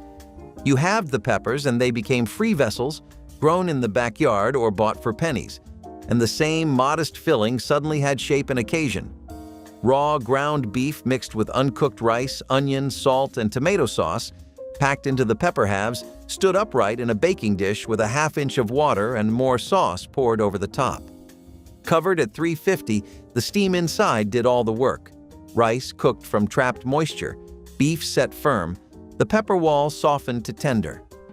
During the 1930s, when beef cost around 18 cents a pound and garden peppers came free all summer, this was the dish that made a weeknight feel like a real meal. Your grandmother may have served 2 halves with a glass of milk and nothing else. That was enough. She knew it was, and she set the table the same way regardless. Leftover pintos never went to waste in a mountain kitchen, not when you could mash them, shape them into patties, and fry them in a hot skillet until the outside turned crisp and the inside stayed soft and warm. Bean cakes were the second life of a pot of soup beans, made the day after the original meal when the beans had thickened overnight in the refrigerator or on the back of the stove. You mashed them with a fork, mixed in a handful of cornmeal or flour to hold them together, and fried them flat in bacon grease. During the Depression, when a 12-cent bag of dried pintos could feed a family for 3 days, bean cakes extended that to 4. The first day was soup beans with cornbread. The second day was bean cakes fried for supper. Nothing wasted, nothing thrown out. Every calorie pulled from that single bag of dried beans. The cornmeal crust gave them a crunch the original beans never had, and that crunch made it feel like a different meal entirely.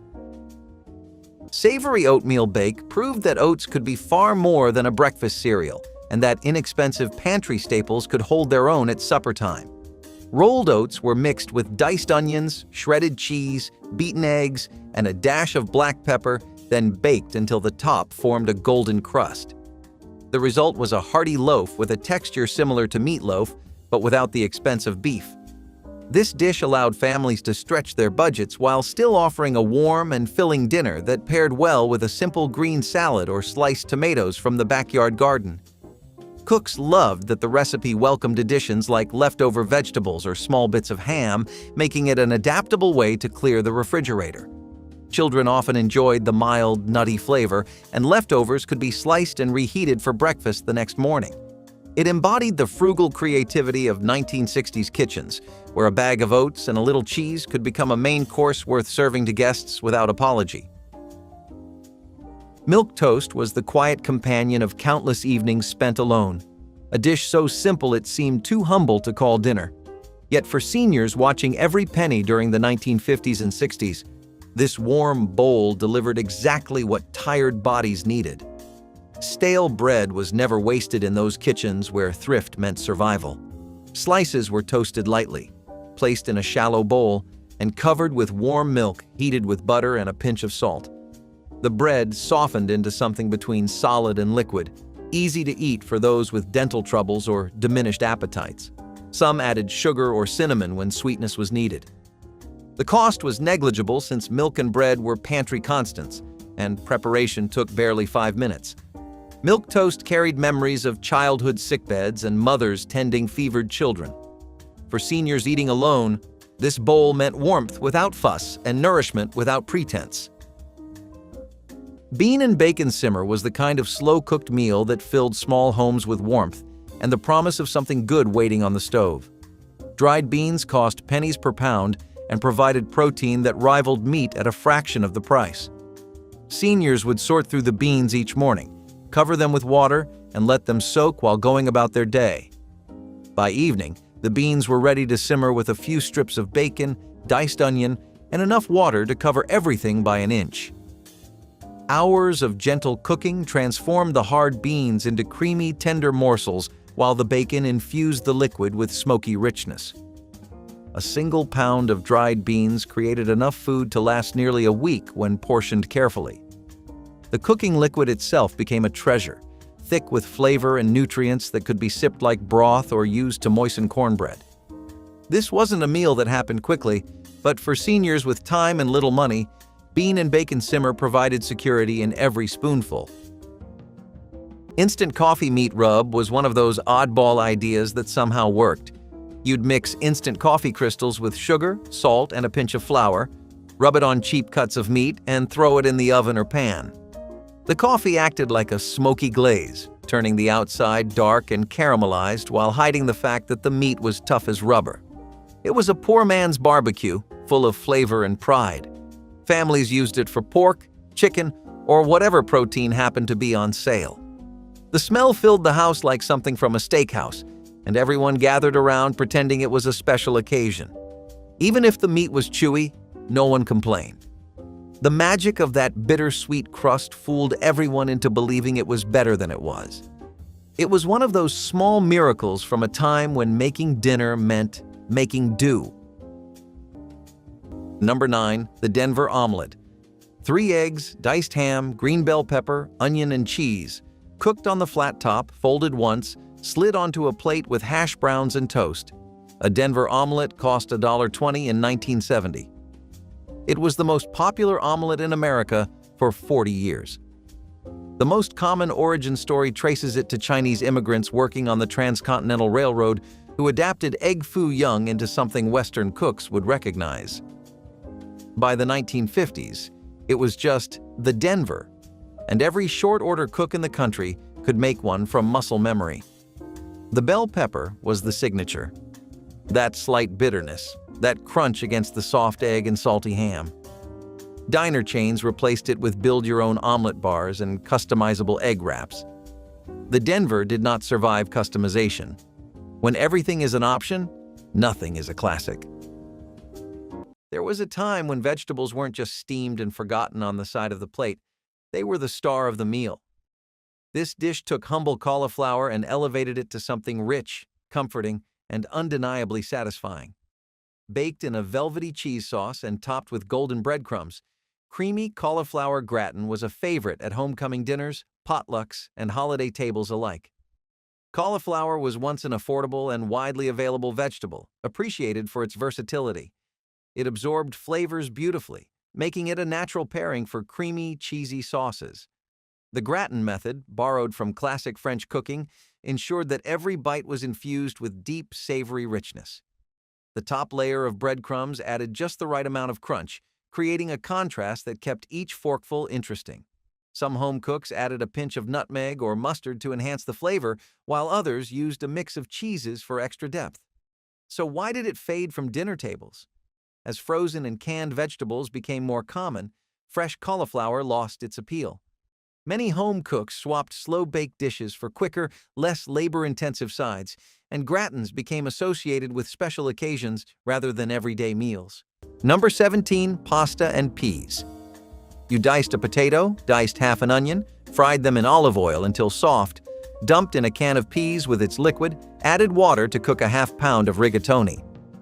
A woman named Clara Canucciari grew up eating it in upstate New York during the Depression and made it famous on YouTube at age 91 before she passed at 98. She said pasta was the crutch her family leaned on when there was no meat for the table, no money for the rent, and no light at the end of the calendar. The potato thickens the broth, the pea liquid salts the sauce, the pasta holds on to everything. 40 cents in 1934. $2 and change today. Cheaper than fast food? Better than fast food. Clara cooked the pasta directly in the pea water because the starch and the canning salt built a glossy sauce without butter. She made it the way her grandmother had on a wood stove. A pretty imaginative way of getting some familiar old flavors back into the weekly diet was mock food, specifically mock fish fillets. We're going to take a look this time at both this recipe and how exactly things like it became common. See, there's one thing about people from back then. While they definitely had it horrible, their circumstances really expanded their horizons in the kitchen. Mock culture was all about mimicking flavors of classic dishes with inexpensive ingredients. Stuff that was easy to get, wouldn't cut too deep into your pockets, and would also last you a good while. Mock fish fillets were actually made out of mashed potatoes. I really wasn't kidding when I said people really grew a newfound appreciation for potatoes. Recipes in cookbooks back then were using them in ways that the curly fries and hash brown-addled brains of you and I could only dream of. Still, there were times when even potatoes weren't available. In that case, they'd make use of bread. Now, you might naturally be wondering how bread even comes close to imitating the flavor of a fish fillet. Well, apparently, soaking it in some milk and mixing it with powdered eggs and flour actually forms a mixture that gets the texture down. Next, your spices. Onion, parsley, pepper, and some pretty basic stuff, which was still easy enough to get. Though even those were stretched thin, spice cabinets would often run empty. Do you think this actually does the job? If you try it, share what you thought in the comments below. Number 2. Chicken and dumplings. This is not a Depression-era invention, though it fed millions through the Depression. The first printed American recipe for stewed chicken with dumplings appeared in 1836 in the Virginia Housewife, which means generations of women in this country had been making it for at least 130 years by the time the 1960s arrived. Generations deep. An old hen, too tough for roasting, simmered in a covered pot for an hour until the meat fell off the bone.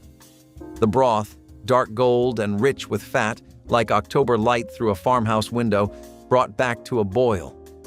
Dough made from flour, a pinch of salt, and enough water to hold it together, dropped by spoonfuls into the boiling broth where it puffed and swelled into heavy, tender rounds. The chicken pulled back in. The lid went on for 10 more minutes. You didn't lift the lid. That was the rule in every family that made this. The dumplings would fall if you lifted the lid. That rule is better and simpler than almost any cooking instruction you've ever read. Your grandmother said it, and her grandmother said it before her, and it was true. One pot, one rule, a table full of people who had eaten nothing better all week. Number 16. Mock chicken legs. Polish-American kitchens in Pittsburgh and Cleveland came up with this one around 1908 and the recipe spread to Detroit and Buffalo within a decade. Chicken in the city was expensive and scarce. Pork shoulder and veal scraps from the butcher cost a fraction of the price. Cooks cut the meat into 1-inch cubes, threaded the cubes onto a wooden skewer, and shaped the whole thing to mimic the leg of a chicken. The skewers got rolled in beaten egg, then in cracker crumbs, then browned in a cast-iron skillet until the crust turned the color of a copper penny. A lid went on the pan for the last 20 minutes so the meat steamed itself tender. By the Depression, mock chicken legs were a Sunday dinner across the Great Lakes industrial belt. A pound of pork and veal scraps cost 15 cents and fed a family of 5. Seniors today still call it city chicken. Another one you might be surprised to see in a video about medieval-era recipes is honey and oat cakes. Oats were really common in northern and western regions like Ireland, Scandinavia, and Scotland, and this was because the climate was really cold.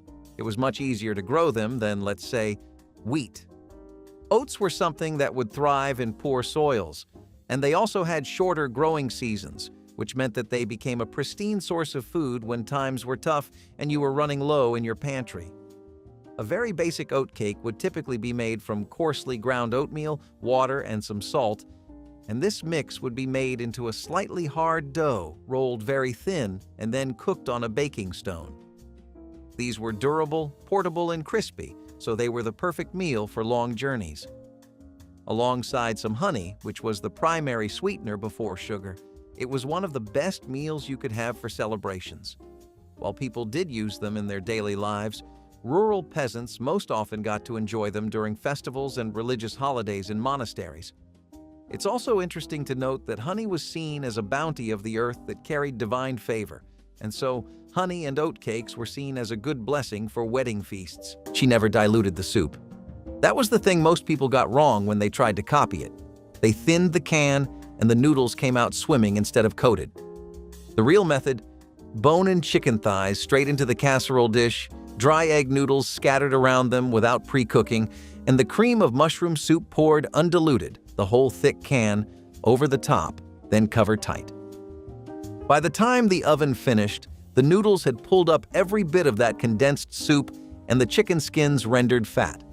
Campbell's began publishing casserole recipes from their condensed soups in 1941, and this dump-and-bake logic became the foundation of how a generation of women fed families without measuring and without writing anything down for whoever came after. You can follow the method exactly. Whatever she added, the decision to leave the skin on, the extra crack of pepper before the foil went down, went with her, and no amount of trying will bring it fully back.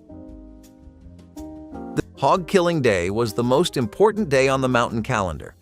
The first hard freeze of late autumn when families gathered before dawn to slaughter, butcher, and preserve every part of the pig that could be salted, smoked, or rendered.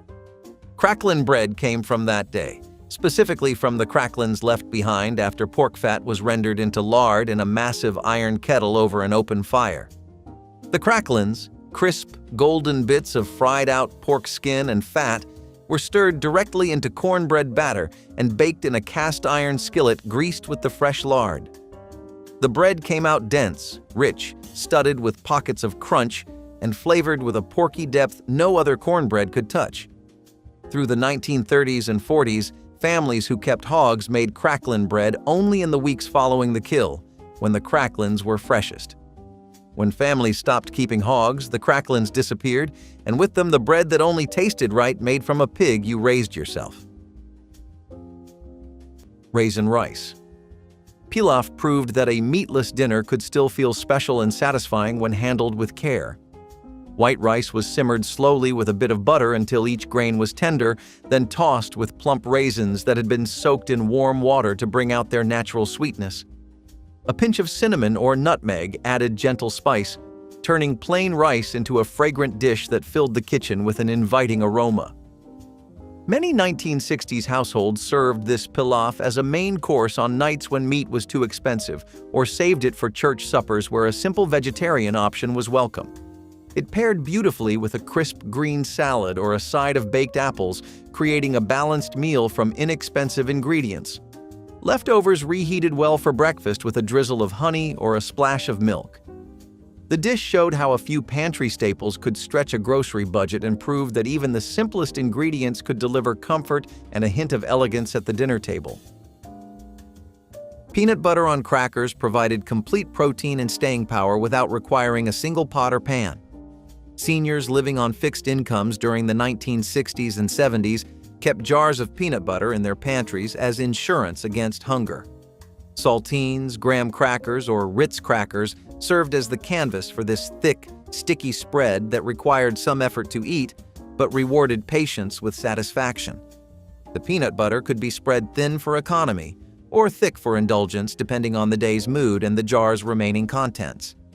Some seniors drizzled honey over their peanut butter crackers, or added sliced banana when fruit was available. The combination of fat, protein, and carbohydrate kept blood sugar stable through long evenings. This meal required no cooking, no cleanup beyond a knife wiped clean, and no particular skill. Peanut butter on crackers represented pure practicality, transformed into genuine sustenance for people who understood that simple did not mean inadequate. Chicken fricassee was old-fashioned comfort that transformed tough, inexpensive chicken parts into tender, gravy-smothered perfection. Before boneless breasts dominated supermarket cases, seniors bought leg quarters for pennies and knew how to coax flavor from every piece. The chicken was dredged in seasoned flour and browned slowly in a deep skillet, building a fond on the bottom that would become rich gravy. Onions and celery joined the pan before liquid was added, and the whole pot simmered until the meat fell from the bones. The gravy thickened naturally from the flour coating, creating a velvety sauce that begged to be soaked up with bread or rice. One chicken leg quarter could feed a senior for 2 meals, when stretched with plenty of gravy over something starchy. The dish was forgiving, patient, and deeply satisfying. The kind of cooking that required time but rewarded it generously with flavor and nourishment that modern convenience foods simply cannot match. Spam and eggs were the emergency dinner that never felt like one. Spam was the meat that came in a tiny rectangular can, and once you heard that suction sound as it slid out, you knew what was coming. You sliced it thick or thin, fried it in a pan until it crisped at the edges, and served it alongside scrambled eggs that may or may not have come from a powder. It was salty, greasy, and surprisingly good, if you grew up eating it, that is. Some people looked down on Spam, but when money was tight, Spam was a lifesaver. It had a long shelf life, required no refrigeration, and could be stretched across several meals. It showed up in casseroles, sandwiches, and stews, but next to eggs, it felt like breakfast for dinner, which somehow made everything okay. You would douse it in ketchup or hot sauce, whatever you had, and you would eat it at a small table with mismatched chairs and flickering lights and think, this could be worse, and it often was. Number 4, the egg salad sandwich. Hard-boiled eggs, mayonnaise, a pinch of salt, a grind of pepper, maybe a little mustard. Mashed together with a fork and spread between 2 slices of white bread. Cut on the diagonal. Served with a pickle spear and potato chips. 35 cents in 1955. 50 cents by 1968. The egg salad sandwich was the cheapest item on almost every diner menu in America for 30 years. It required no cooking beyond boiling eggs. It required no expensive ingredients. Waitresses at Woolworths could make one in under a minute. The eggs were boiled in batches at the start of every shift. Scoop, spread, cut, plate. The simplicity was the genius. When diners closed and delis took over, the egg salad sandwich became a $6 specialty with arugula and aioli. But the original cost 35 cents and tasted exactly the way a sandwich should when all you want is something honest and filling. Boiled bread dumplings were sometimes known as sinkers, mostly because they would just sit there as if they were sinking into the plate, but these were really as frugal as it would get. This was a dish that was made from old or stale bread, and all it took was fat, some eggs, or just an egg really, and bread, flour, and water. These dumplings were something you would see a lot in immigrant neighborhoods, especially the ones that were always around factories, industrial sites, construction sites, just heavy-duty neighborhoods where most laborers would live to cut down on commute. They started off as a way of just using stale bread so that it wouldn't go to waste. But the question is, how do you actually make dumplings at home like that? Well, The bread was just soaked in hot water, and the flour was mixed in so that it would hold. If an egg wasn't there, it would be a bit looser of a dish, but the dough would still be thickened, and the mixture would just need to be formed into rough balls. The dumplings were then simmered and boiled, and there you had it. Each immigrant community had its own different variation of this too. German, Eastern European, and Czech communities all had their own definition of what making this should be like. Number 5, peanut butter and onion sandwich. You spread 2 tablespoons of peanut butter on white bread, laid 4 thin rings of raw yellow onion across the peanut butter, sprinkled salt, and pressed a second slice on top. James Beard wrote about this sandwich. So did a generation of Depression-era columnists who needed cheap protein and an onion's flavor punch to stretch a school lunch. The sweet peanut butter and the sharp onion balance inside one mouthful, and the salt makes the bread taste like more bread. 5 cents in 1934. A buck and change today. Your great-grandfather ate one a day for 2 years during the worst stretch of his working life, and his blood pressure was the envy of his doctor. He was still eating them in 1978. The onion had to be sliced paper thin, raw, and yellow. A red onion was too sweet. A green onion did not bite. A thick slice of yellow onion overpowered the peanut butter and turned the sandwich into a dare. Thin rings on a sharp knife, 4 to a sandwich. Split pea soup was always something that we enjoyed greatly, mostly thanks to our European neighbors in the States. They didn't become a nationwide sensation until the Depression and World War II hit, though. That entire period actually saw an insane spike in the general perception of beans, peas, and lentils. Basically, anything that was vaguely similar to that was suddenly God's greatest gift to Earth. This doesn't just have to do with the times being hard and there being a massive war going on either. It has to do, again, with some age-old state-backed peer pressure. A lot of people were lost in the face of rations and surpluses that just didn't make the cut or last very long. The tensions with the government were extraordinarily high, especially with a lot of people just being tired of the war effort. The government of the United States of America decided to encourage people to cultivate some new hobbies in these trying times. One of those happens to be foraging, and it was just as convenient as it sounds. Free food that you can gather right from nature itself, that no one has to pay for? You can definitely see why something like that went mainstream. Number 12, mulligan stew.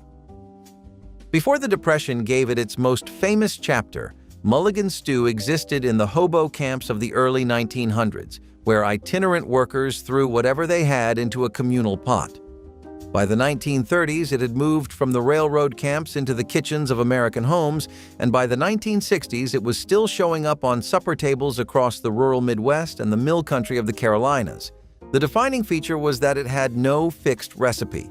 Carrots, potatoes, whatever onions were left, a can of peas with its liquid, whatever piece of beef could be found. A 1940 recipe from the Brookshire Times called for corned beef, canned peas, onion, water, and an entire bottle of ketchup, simmered over a low flame for 1 hour.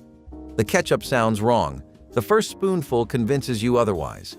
Every family's version tasted different because every family's pantry was different. That was the point. That was always the point. You worked with what you had, and it was better for being honest. Number 18, biscuits and white gravy. Few breakfasts have carried more workers to more shifts than biscuits and white gravy. The gravy is a roux of bacon drippings and flour, whisked over low heat until the flour turns the color of buttermilk. Cold milk goes in next, a slow pour with constant stirring until the pan thickens into something a spoon stands up in. Salt and a heavy hand of black pepper finish the work. The biscuits underneath were day-old, split open and warmed on the stove. The dish came up from the logging camps of the Carolinas in the 1880s, traveled west with the railroads, and settled into every truck stop diner between Knoxville and Amarillo by 1935. Seniors who grew up on a farm remember it as the breakfast that filled a man before sunrise and held him until lunch. Black bread and ripping is one of those dishes that may not have any specific, notable history with it, but one that says something about the people that make it. First, let's start with what black bread is.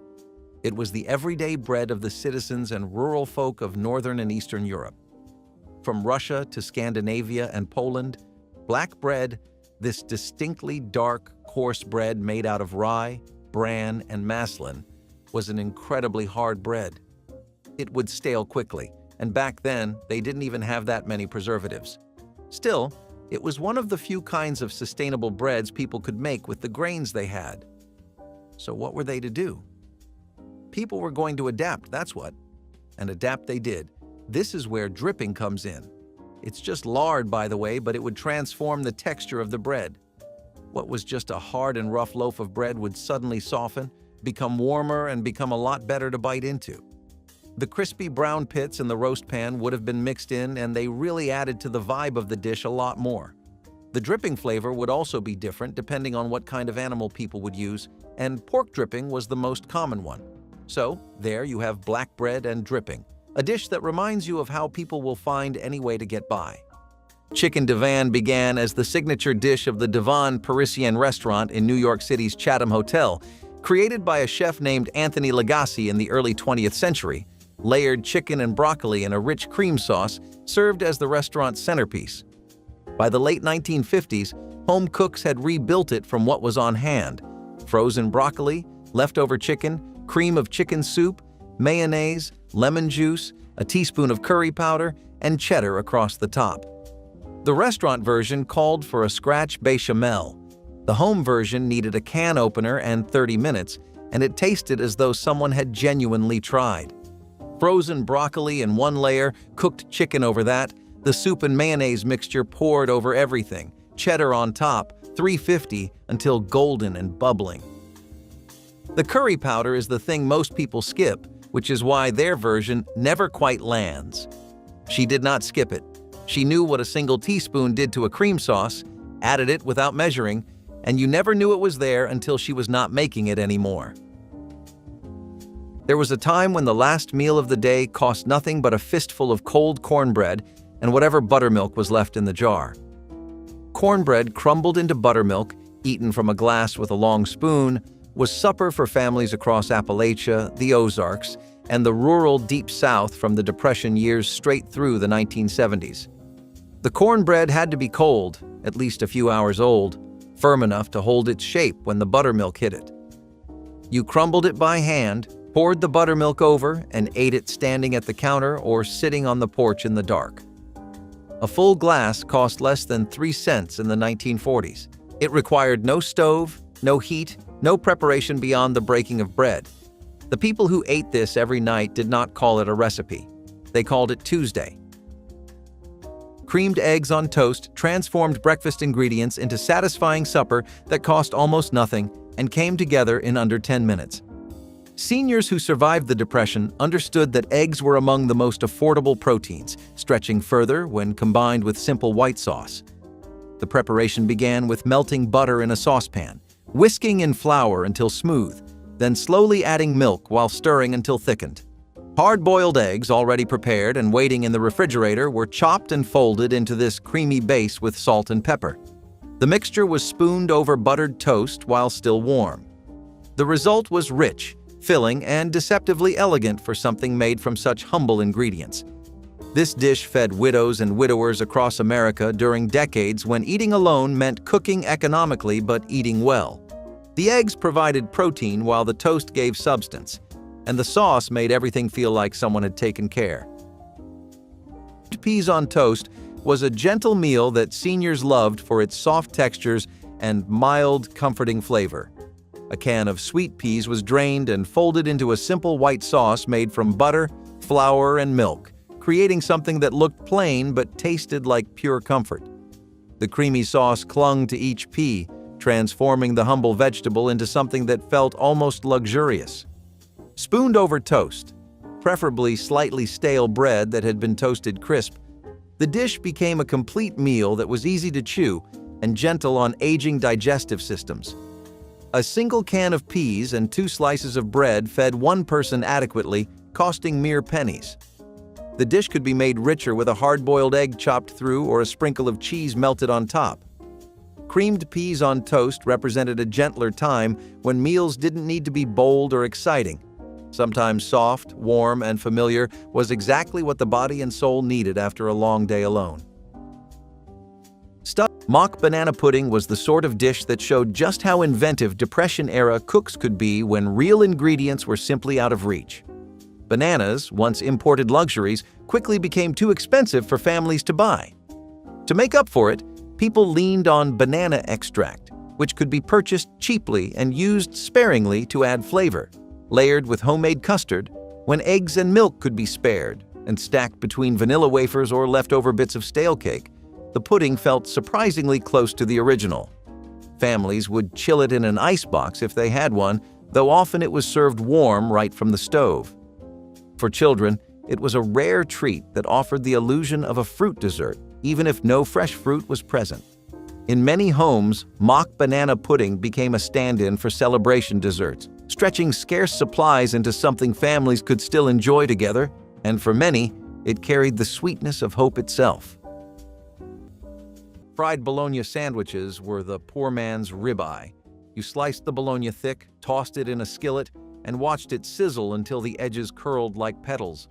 Slapped between two pieces of white bread, maybe with a slice of cheese or a squirt of mustard, it was hot, greasy joy. It smelled like lunch trucks and childhood. This was not health food, it was real food.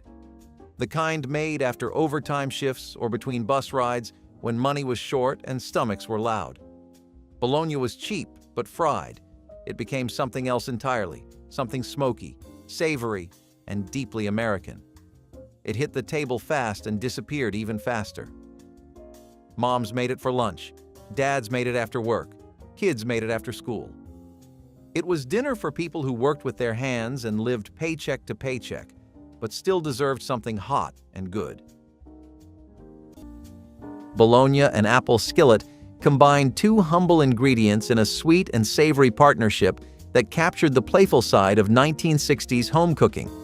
Slices of bologna were quickly browned in a cast iron skillet, then tossed with diced apples and a small knob of butter until the fruit softened and released its natural juices. The salty meat and gently sweet apples created a flavor that felt surprisingly rich despite the low cost. This dish made excellent use of ingredients that were almost always on hand: inexpensive deli meat and seasonal fruit. Families appreciated its speed on busy weeknights, while children were drawn to the fun contrast of tastes and textures. Served over toast or alongside mashed potatoes, it became a complete meal that proved resourceful cooks could create memorable flavors from the simplest pantry staples. Decades later, it remains a reminder of how imaginative combinations could turn everyday items into an unexpected treat without straining a modest household budget or requiring elaborate preparation. Scrambled eggs had a massive makeover during the World War. It was a lot more common to add chopped parsley and chives to them rather than bacon and hash browns. Rationing efforts meant that a lot of basic ingredients were amiss, not just meat. While people were fighting over scraps of bacon, the sudden egg shortage really took them by surprise. Eggs were a pretty common breakfast, which I think is true of anywhere in the world. They were also a wonderful source of protein, so I'm sure you can figure out why the government wanted all the eggs to themselves. Dried, powdered eggs supplemented with water were used instead. You'd use the water and whisk them until they'd reach something that still resembled the texture of a fresh egg. Then, if you could afford to, you'd use some powdered milk to further make it resemble your typical plate of scrambled eggs. That raised another concern, which was, well, the powdered eggs are running out too fast. The solution people came up with at that point was to use fillers like vegetables, the parsley and chives, to fatten the egg up a bit. Make it a bit more substantial, you know? I have to say, I think they did a pretty clean job with it. Cranberry-orange congealed salad was color and sparkle on a winter plate.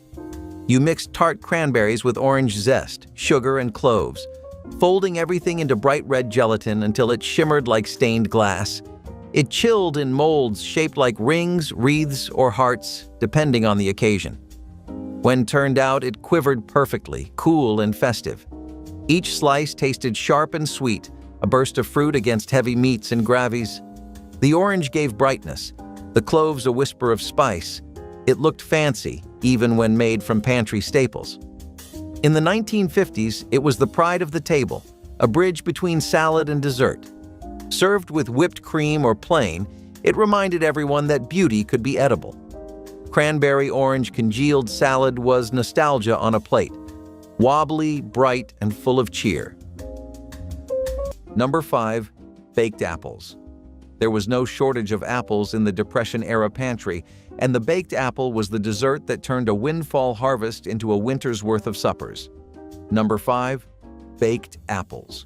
The recipe needs 4 apples, a quarter cup of brown sugar, a tablespoon of butter, and a pinch of cinnamon. The cook cored each apple from the top down, leaving the bottom intact to hold the filling. Brown sugar and a knob of butter went into the hollow. A dusting of cinnamon finished the top.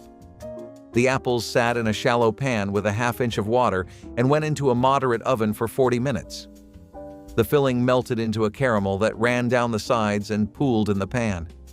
A windfall bushel from the orchard fence cost nothing in October.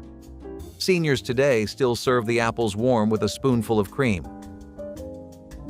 If you've ever had split pea soup or peas pudding, then you might be interested to know that it actually originated from peas porridge. It was a dish that was really high in calories, but it was also really filled with protein. This was even better for people growing up because back in the medieval times, if you did not happen to live near any huntable game or were not rich, you could simply forget about having any kind of meat.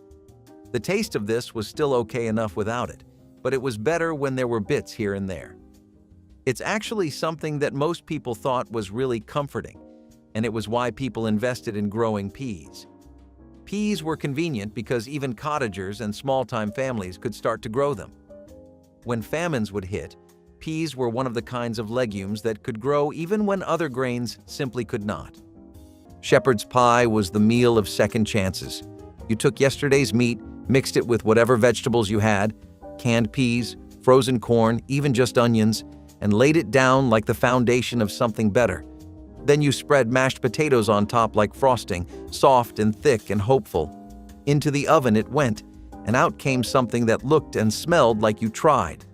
It was the art of disguise. Leftovers turned into something new. Scraps turned into comfort. You scooped it out with a spoon, the layers blending together in a hot, savory mess that never looked perfect, but always felt right. It made the table feel full, even when the fridge was empty. And sometimes that illusion was all you needed to keep going. Shepherd's pie reminded you that with enough heat and time, even the broken pieces could come together. Hot cereal with butter transformed humble oatmeal or cream of wheat into something almost luxurious on cold evenings.